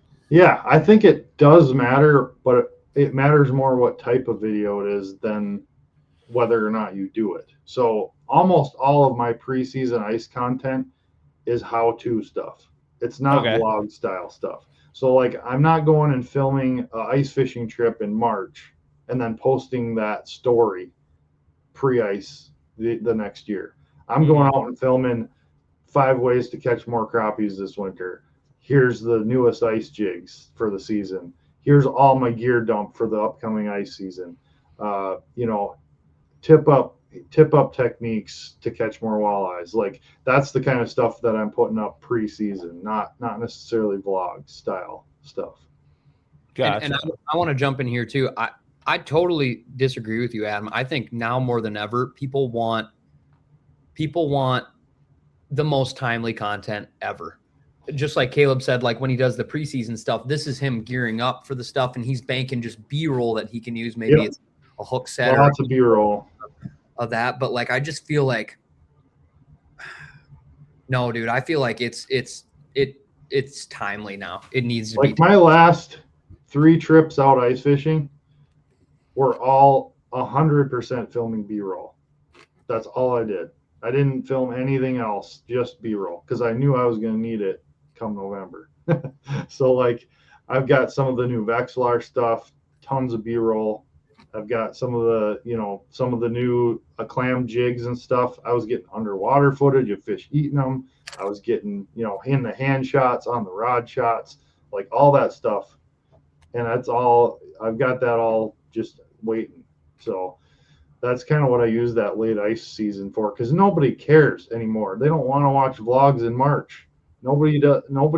I don't know why, but people are so done with ice fishing by late February. So it dies immediately. Yeah. So I just go and film B-roll and plan on hammering the pre-ice content, I guess you'd call it, in November. Yep. And so that does well. Like, on your pages, whether it's YouTube or social media pages, like, is your community pretty engaging? Like, do you get a lot of people that either are like specifically like asking you questions, or do you get like a lot of good community feedback from your specific audience? Oh yeah, tons. I mean, on my YouTube channel, I bet you I get questions and comments every 15 to 20 minutes coming through, and good ones. And I had to do a channel update last year and say, I can't possibly answer all the comments anymore. There's no way. So if you want to get a hold of me, I'd love to answer your questions, but message me on Instagram or through my website, and I'll actually be able to respond. I can't keep up with all the YouTube comments anymore. And that's where I've gotten a lot of my best video ideas, is from comments that my subscribers or followers send me and questions. And the other thing I do, I don't know if you guys even know this. So last summer I snapped my Achilles tendon, just like bang, done. Oof. And it put me down for not as long as I thought it would, surprisingly, but I ended up building a website for my business, and I was like, okay, well, what can I sell on this website? So I'm selling Relevant sunglasses on there. So I get them wholesale from Relevant, and I retail them on my website. And then I sell fishing coaching calls on my website. So people can call me. It's $90 for an hour. And I have a little questionnaire they can fill out beforehand, like specific questions on a body of water or planning a trip or a specific style of fishing or whatever it is. And we just talk for an hour. So like I get tons of great ideas from those conversations too, because I know what people are actually wondering about. And a lot of these people have watched my videos already and still have questions. So then I make more videos to answer those questions. And it gives people a way to access me personally too, and it gives me the ability to say, okay, it's worth it for me to sit down and talk to this person for an hour because my time's paid for. Because I can't possibly do that with everybody. I mean, I have people asking me if they can go fishing with me every 2 hours. Like it's just, there's too many people. But if you want to sit down and have a conversation, I have an avenue to do that. So it's been going really great. Like I have a lot of people who have done like 4 or 5 sessions. That's awesome. Are you still doing that today? Yeah. I did 4 last week. Wow. Yeah. That's awesome. So people are booking you through your website, basically. Yeah, exactly. Yep. Nice. Yeah, and a lot of them are older guys. Guys who have fished the same way for 40 years. They've got more experience fishing than I do, but they want to learn new techniques. They want to learn to use live scope or electronics or like some of these new jig and plastic techniques for walleyes. Like they've thrown a 1/8 ounce jig and a minnow their whole life. They don't know a thing about plastics or how to fish them. So it's pretty cool. Yeah. And also, I think, Caleb, you kind of grew up in this fishing realm, fishing everything from with your buddies and your family members and then local tournaments and this and that. You've been in your community, in your area, in the fishing know. Same thing with Ryan, Bart, and myself. What we take for granted, I think, sometimes is if I go, oh, I'm going to Gull Lake next week. I'd probably hit up my buddy Hayes and see how far along are the walleyes, you know what I mean? Or how are they catching them? Or like where are the bass done spawn? You know what I mean? Like we have a network.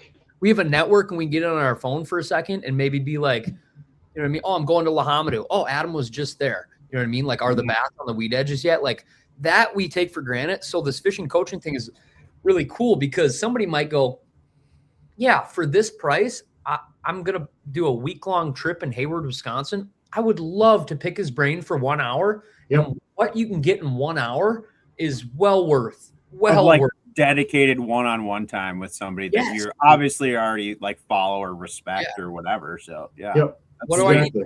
I'm coming killer up. idea. What made I don't you know anyone else who does it? That? Or like what one day you're just like, oh, I'll just throw this up and see if it worked. Yeah, like literally, I was on the couch with a broken Achilles tendon. I couldn't walk, and I was like, it always kind of had been in the back of my mind because my mom did life coaching when I was a kid, so like just personal life coach. So I already knew kind of about the idea, and like guiding was always something that I had considered, but I knew enough guides, and I had done some waterfowl guiding.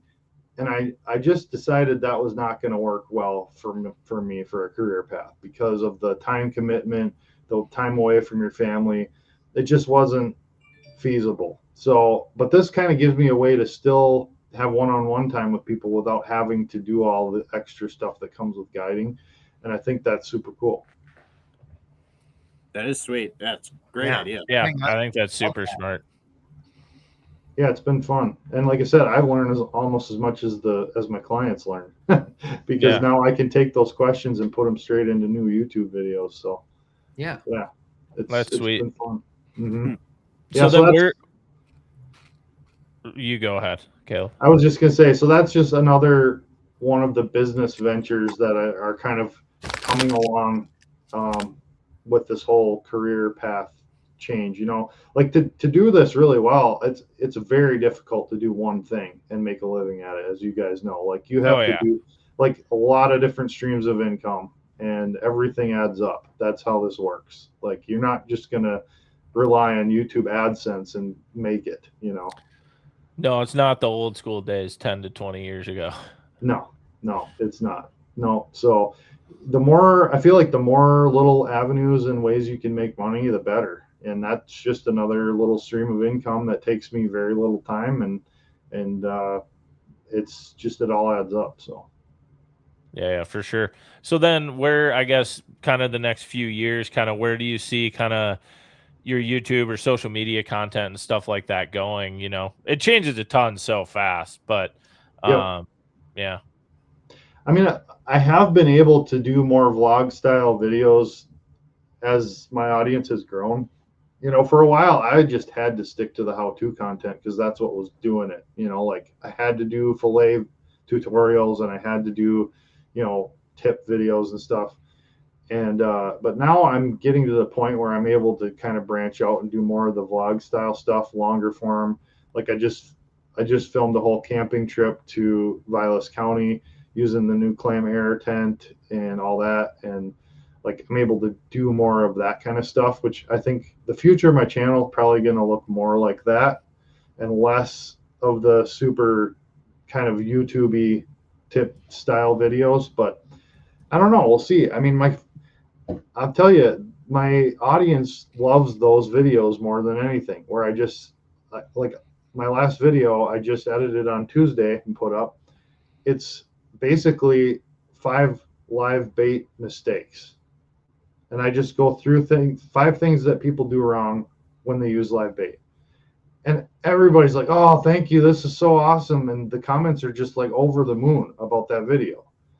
But then I go on a camping trip and crush, 12 different species of fish in 2 days of fishing, including lake trout, whitefish, big walleyes, like fish after fish after fish. And people thought it was cool, but not nearly as cool as 5 live bait mistakes, So I don't know. But you had more fun doing it. I had more fun doing it. Yes. Yeah. I almost wonder if it's like, I think they just probably appreciate in a video like that, where like at the end of it, they'll probably take away 1 or 2 things. In a world that we live in now, I feel like, I mean, I've got like 6 different just viewing media apps on my phone. Like we're at a point nowadays where like I can pick up my phone and see 18 cool things in the next 18 minutes, maybe less. Maybe I could see, 36 cool things in the next 18 minutes, or maybe way more. So it's like when you just put out a video, when we put out videos of crushing fish or doing something cool, they're probably like, oh, cool. But at the end of the day, like I can see cool stuff all day on here. You know what I mean? It's not like back in the day where like when In Fisherman or In Depth would drop something, you'd be like, wow, cool video. Like, now there's just so many cool videos where at least like tip ones, they're like, oh shit, I'll try that next time. Like I learned something. I got a legit takeaway. Yeah. I mean, there's on a daily basis, there's probably 30 or 40 videos uploaded to YouTube that are better than the best video you could get 30 years ago. Yeah. Every day. Oh, for sure. Yeah. Like every day. It's insane. So for me, the niche has been do the boring stuff, the super detailed stuff that actually is going to change how somebody fishes and catch the more fish that nobody else wants to do, that no one else wants to bother with because it's too boring, or they assume everyone knows it. Like that's a huge mistake I think a lot of fishing YouTubers make, is they make content for people at their level, and most people aren't at their level. Like I'm trying to make content for me last year, the year before, 10 years ago, like that me when I was still learning this stuff, and that's the content that always does the best on my channel. So that makes a lot of sense though. Yeah.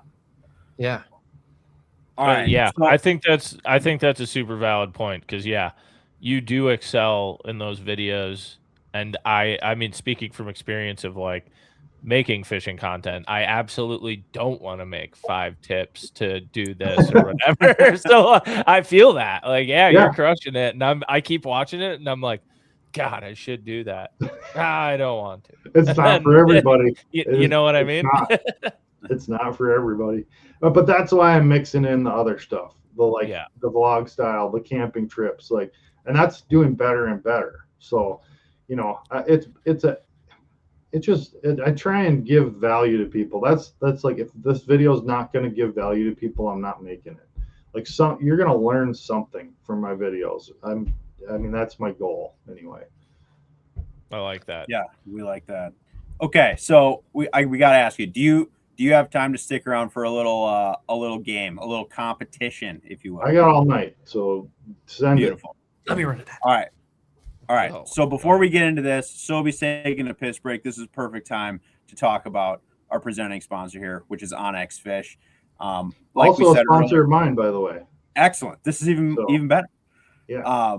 And yeah, Onyx Fish has been a huge supporter of Past the Barb, so super pumped to be working with them. We do want to talk about, again, this Father's Day sale. If you're listening to this about the time this video drops, Father's Day sale is still on, 30% off. Use code FATHER26. We'll drop the link in the description here. You can get a 30% off of an annual membership there. They did just release a brand new feature, super cool. These new fishing area tips, which is actually a very cool thing. So if you're watching Caleb's videos, like a lot of these people, and you're looking for more tips, this is another spot where you can get those type of features right in the palm of your hand.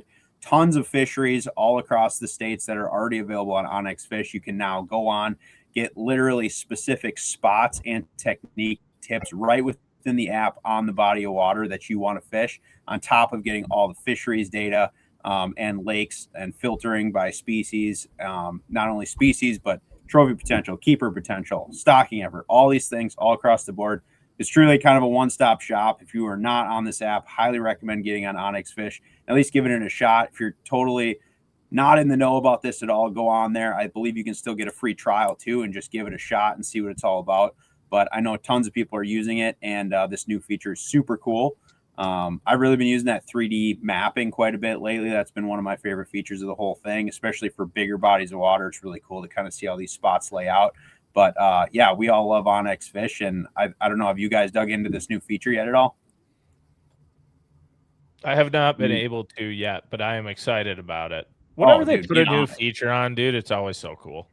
Yeah, this is like always a feature. I'm like, I didn't know I needed that, and then I saw it, and I'm like, God, I did need that. And that's what it is. It's like you roll to a new lake, because like Onyx, that's the cool thing about it, is it like gives you access to lakes you didn't even really know about. So you go there now, and you already have a list of spots and potentially like techniques that work on those spots for different times of year for different species. So it's kind of like a souped up version of like the OG fishing hotspots maps, but now you can just scroll around and look at all these different lakes kind of all in one spot. So super cool. It's something that's brand new, so I haven't gotten to use it a lot, but I'm looking forward to at least giving it a shot and trying some of the information on lakes I haven't been on before. So shout out to Onyx. I have gotten to use it some. Heck yeah. Pretty sweet. I mean, one of my themes this year on my channel is exploration, and I've been fishing tons of new lakes. Like Vilas County, I'd never been to Vilas County. I got on Onyx, I went to Vilas County, and I caught 12 species of fish in 2 days. Like I was literally, I had a limit of walleyes the first morning by 8 o'clock because I found a lake that I knew had the fish I was looking for. I found all the information I needed on Onyx, and I just went there and caught them. Pretty simple. It really is. It really is. Like I think but like, back in the day, like that is so not like, I mean, you couldn't, that's what's cool about today is like, I feel like you took years back in the day to even figure out if a lake had potential and stuff like that, or you'd hear through the grapevine people caught them there, or a buddy went there, or, oh, that's a good lake to hit. Like you can, I think it gives you the confidence where you can at least explore and try a new lake. Like what lake has stocking efforts? What lake has high abundance? What lake has keeper potential? Oh, I click all those selected in the filters. Boom, it's these lakes, and this is the area I'm going to. Like, yeah, like now I at least have a hit list where I didn't have to throw a dart at the wall, you know? Yeah. The first lake I ever fished when I got Onyx was a lake that was known to have trophy walleyes, and I didn't really look that close at the bluegill potential, but it was a trophy bluegill lake. And I went there. The first time I was there, I caught a 10 3/4 inch bluegill. Dang. Just a plate, like a freaking giant. And I was like, okay. And then I looked back at Onyx. I'm like, I could have just picked this lake for bluegill, and I would have known that it was a trophy bluegill lake. Yeah. Like it is amazing how easy scouting has gotten. Yeah. It's amazing. Onyx.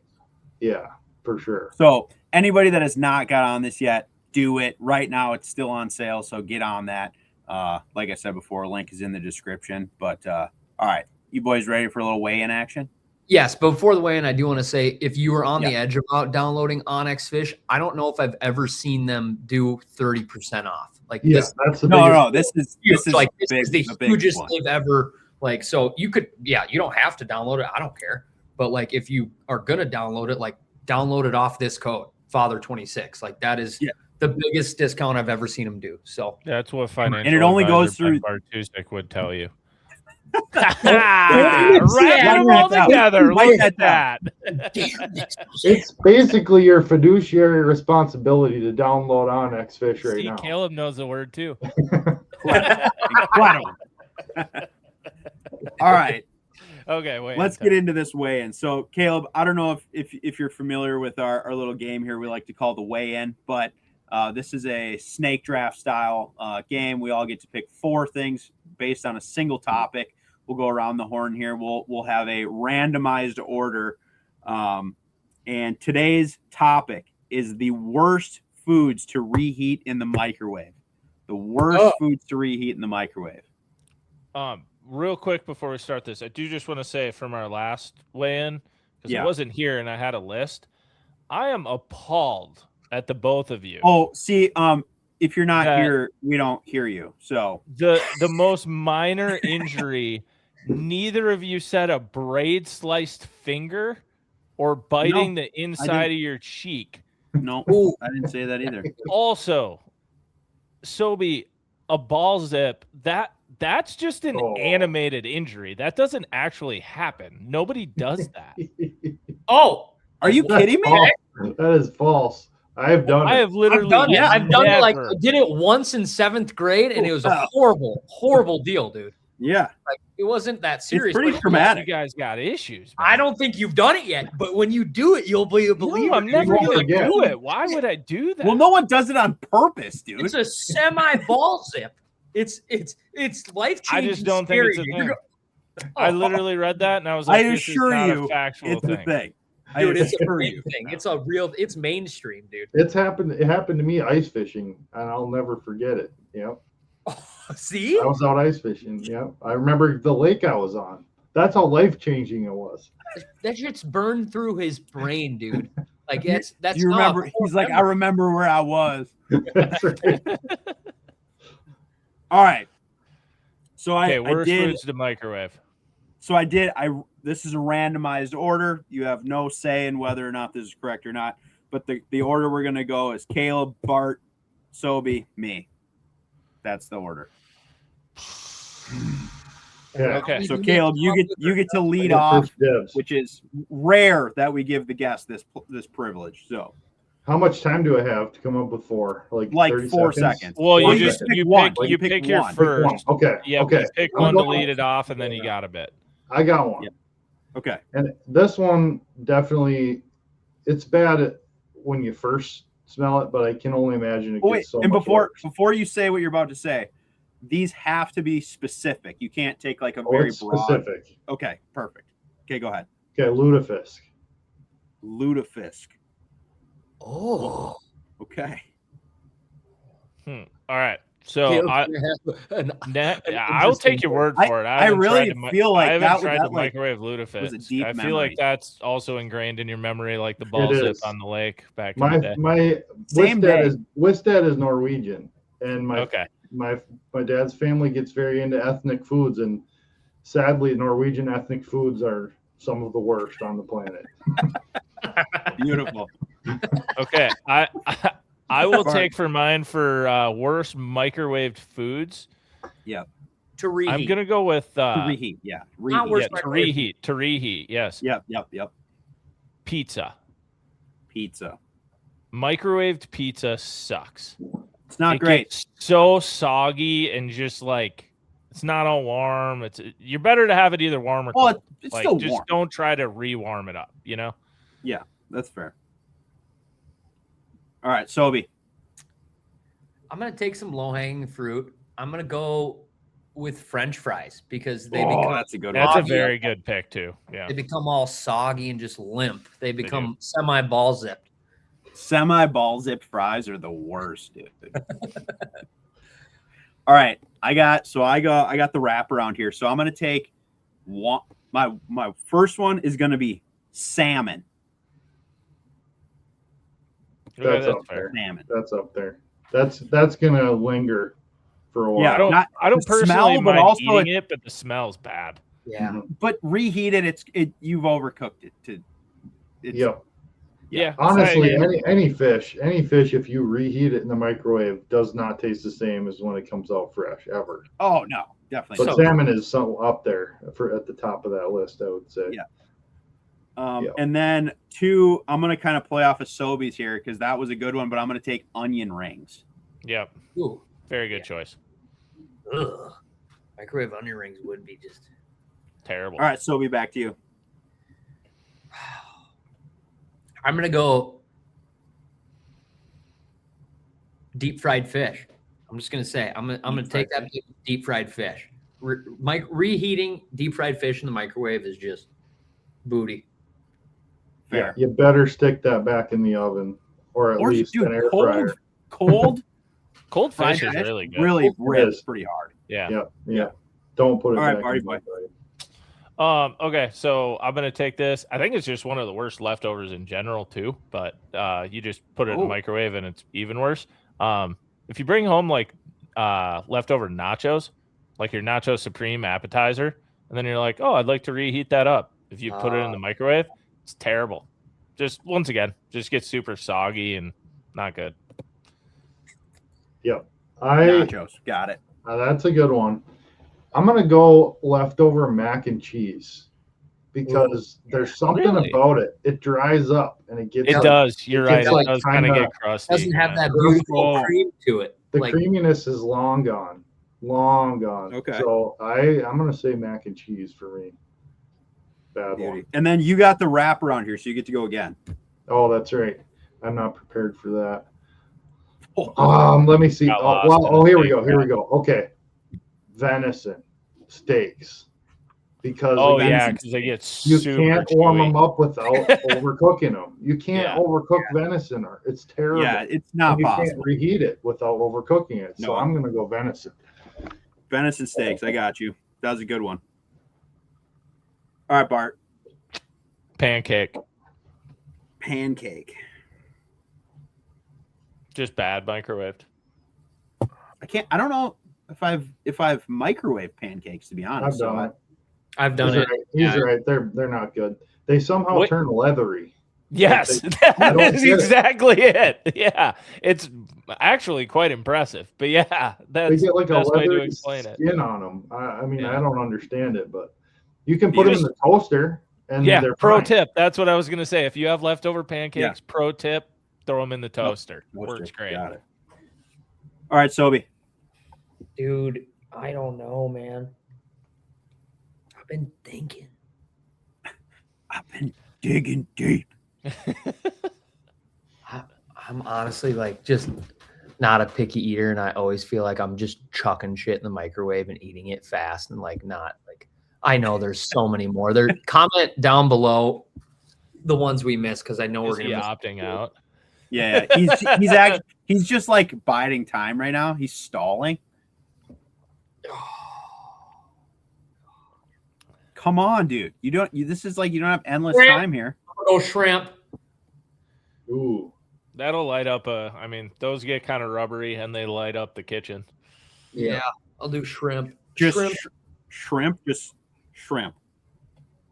Shrimp. Okay.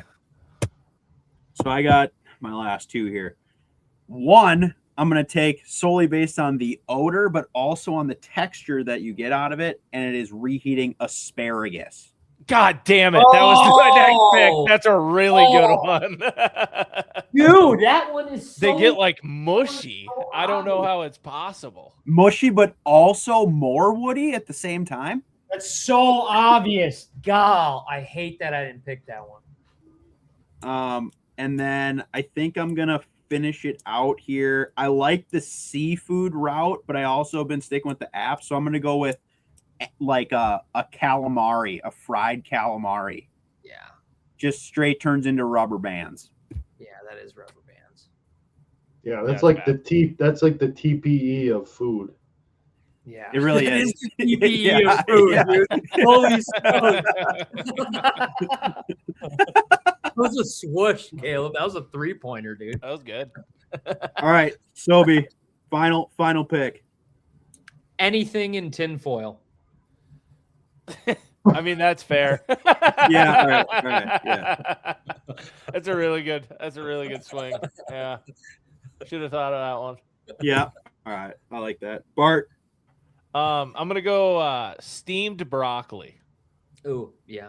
Okay. Yeah. So if steamed you go to broccoli. reheat broccoli that was already steamed, it kind of has the asparagus effect. That one crossed my mind actually, but Yeah. since All right, you took Caleb, that one, finish it, I had a finish it. backup in case that one did get taken. So I'm gonna say cheeseburgers because when you melt that cheese perfectly on the burger and it goes in the fridge, to heat it back up to get the burger warm, you gotta just nuke the cheese, and it just turns into like a hard, bubbly, crusty. Like it's no good anymore. It's almost like Yeah. a jelly. It's toast. And it like starts to like melt off. It's like Yeah, it's not good. Not good.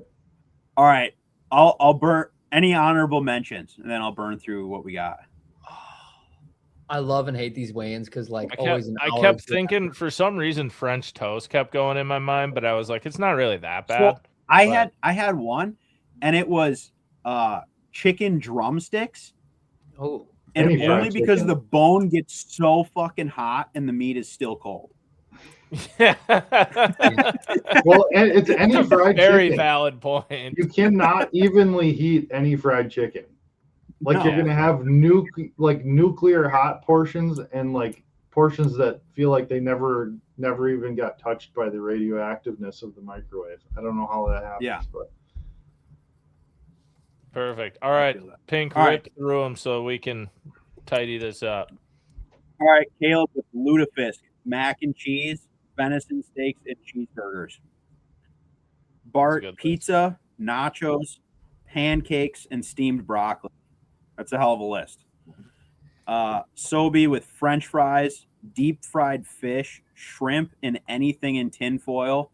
And then I had salmon, onion rings, asparagus, and calamari. Those are all very good lists, to be They're good honest. lists. It'll be this will be a good vote online, I think. The kitchen would be in trouble with any of those four. I agree. I I think there's a lot of things that just don't work in the microwave.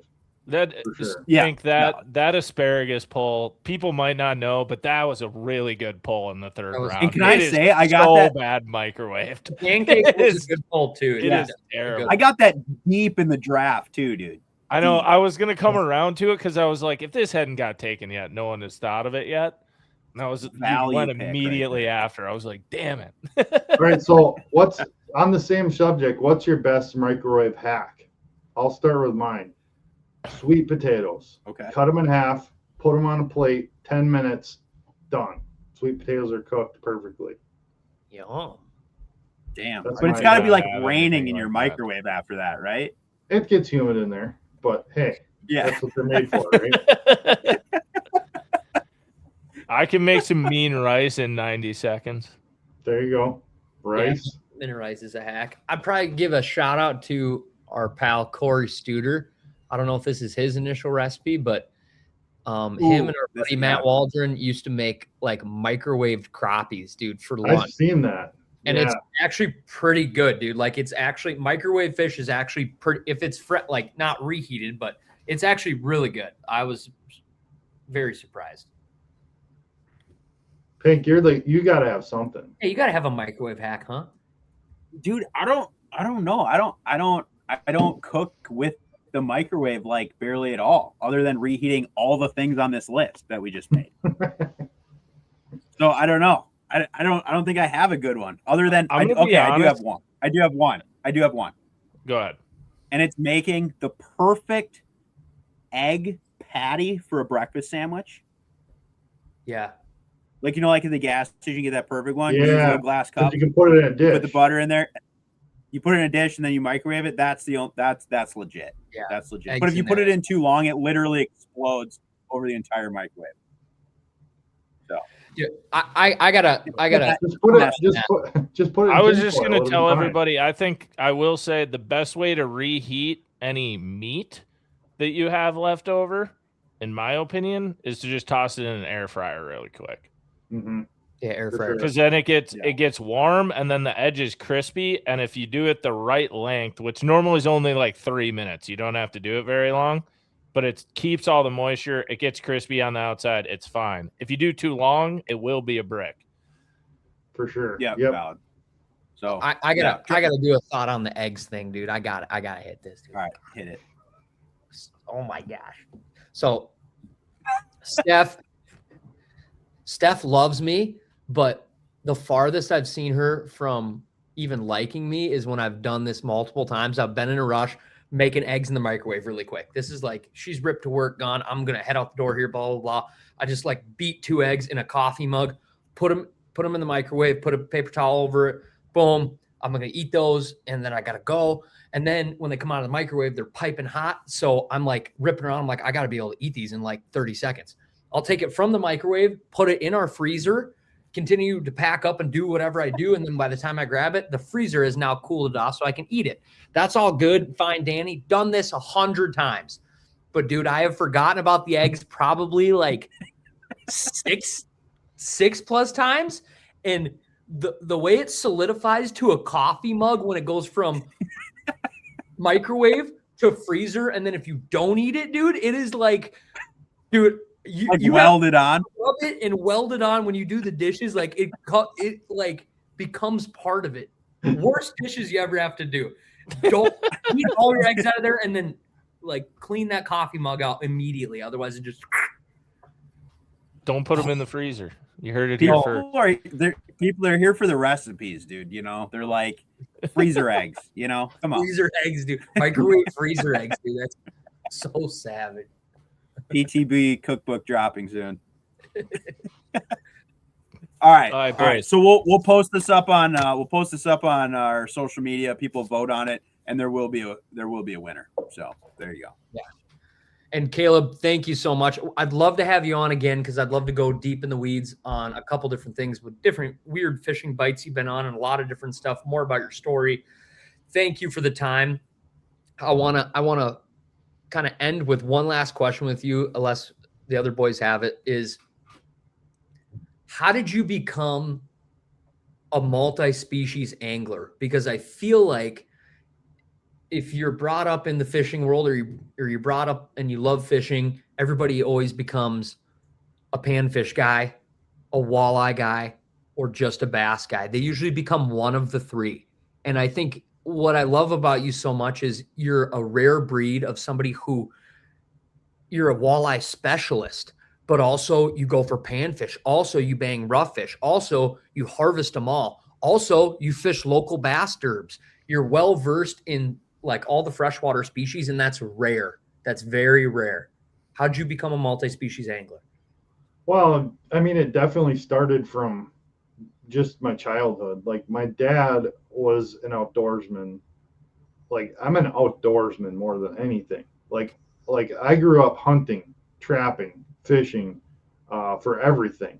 Like there's very few things that swim, fly, or walk or crawl in Wisconsin that are legal to harvest that I have not harvested. So like that's just how we grew up, like you had to learn how everything like moved and how everything changed throughout the seasons to stay on everything all year. And so I just learned how all the different fish species kind of acted at different times of year just through fishing them all the time. Like that's all we did.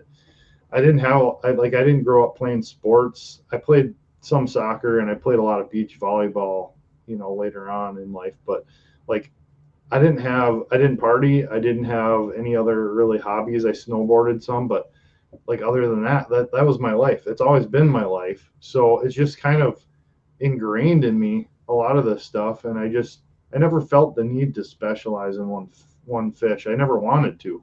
Like, it was one of my goals making this channel was more like the fishing lifestyle is far more important to me than chasing one specific fish. Like, I'm not a huge trophy hunter. I love big fish, don't get me wrong, but I'm not like out there looking for a 30-inch northern or a 50-inch muskie or like hunting that one big fish. It's just my life. That's just what I do. I just fish, and I enjoy every single part of every single species. And it doesn't matter if I'm fishing for chubs in a creek, or if I'm fishing for steelhead in a big river, or catfish on the Mississippi, or walleyes in a local lake, or salmon and trout in the Great Lakes. I mean, that's just part of my life, So I feel like that's a great way to live, and certainly harvest is a big part of that too, and sustainable harvest is something I preach a lot. So I guess that's more it for me. Like, it's just me. That's the thing. It's me. I'm not trying to be anything other than me, and that's what you get. So it's multi-species, man. I love that, dude. Yeah.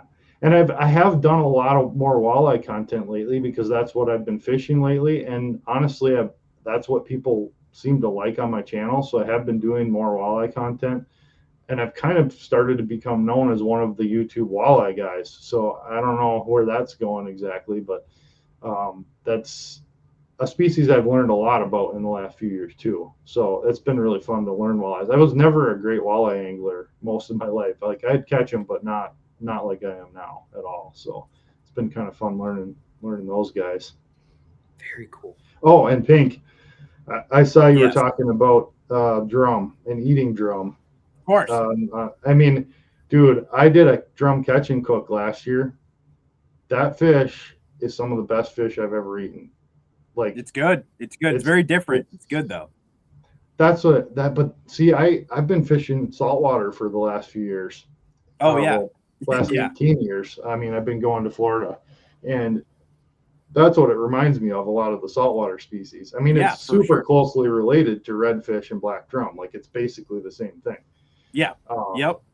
And you can do so much more with fish that holds together and doesn't flake apart and is more firm and meaty. Like, you can cook it so many different ways than you can walleye. Like, walleye is one of the least versatile fish you can possibly cook, in my opinion. So I love finding fish like that you can grill and you can blacken and you can like do different stuff with. So drum is. You'll never convince anyone of that. So no. I seem to have convinced a few people, because they made some comments on that video that they went out and tried it and liked it. So there's a few converts, but that's not a hill worth dying on. Let me tell you. No, I'm guessing it's not going to be a super popular food fish ever, but maybe in certain communities, but I'm not in those communities. Yeah, exactly. That's awesome. Oh yeah. So what do you think? That's what you have. Multi-species, man. Yeah, that's sweet. And if you guys are not yet following Caleb, make sure you go check out his YouTube channel. Make sure you go check out his Facebook, check out his Instagram, follow him on all his socials. It's either Caleb Wistad or Hooked Up Wisconsin. You can't miss him. And just, follow along on his journey. He's always doing something different. It's a fun follow, I promise you. Yeah, thanks for having me on. I would love to come on again and talk, more fishing. We kind of stuck to the YouTube and like the social media side of things tonight, but I would love to talk more fishing sometime too. Absolutely. Oh, yeah, man. We'll have you back on for sure. It was a fun conversation, and I enjoy watching your podcast. I usually catch, at least every other one, and it's always super entertaining. The Bill Lindner one, that's like all-star. Like, no one will ever top Billy. Dude, thank you. I thought that was an incredible podcast too. Like, incredible. You got to get it. You have to get him to do some artwork of the girl saying more crabs. And Oh Yeah. my God, dude, that would be. That'll We be a need St. that- Jude we need St. that Jude t-shirt. donation next year. Oh, Billy yeah. told me he'd do some for our St. Jude fundraiser. So That's the one. maybe we'll do that. That's it. I'm gonna text him that. Yeah, it's That's late. the one. That Russian He's up. lady. He's up. More crabs. Yeah, for sure. All right. Well, Yeah, dude. oh yeah. Hell Thank yeah. you for coming on, Caleb. bet. We'll have you back. We'll have you back on sometime soon. Like Sobi said, if you haven't gone and watched or followed any of his stuff, it's Hooked Up Wisconsin. Well, Hooked Up WI, right? Yep. And yeah, you'll be able to find him. But thank you for swinging on by, man. Thanks, guys. Have a good night. Appreciate it. All right, have a good one. All right. So that was an electric episode, boys. We'll do a quick wrap up here. We got to hop to our next episode because that's how we do this now. And if you're still here now, you're about to get another really good episode in a week. In a week. Oh, yeah. But right now, also. So there you go. Yeah, but we're But doing yes. it right now. All right. Anyways, bye.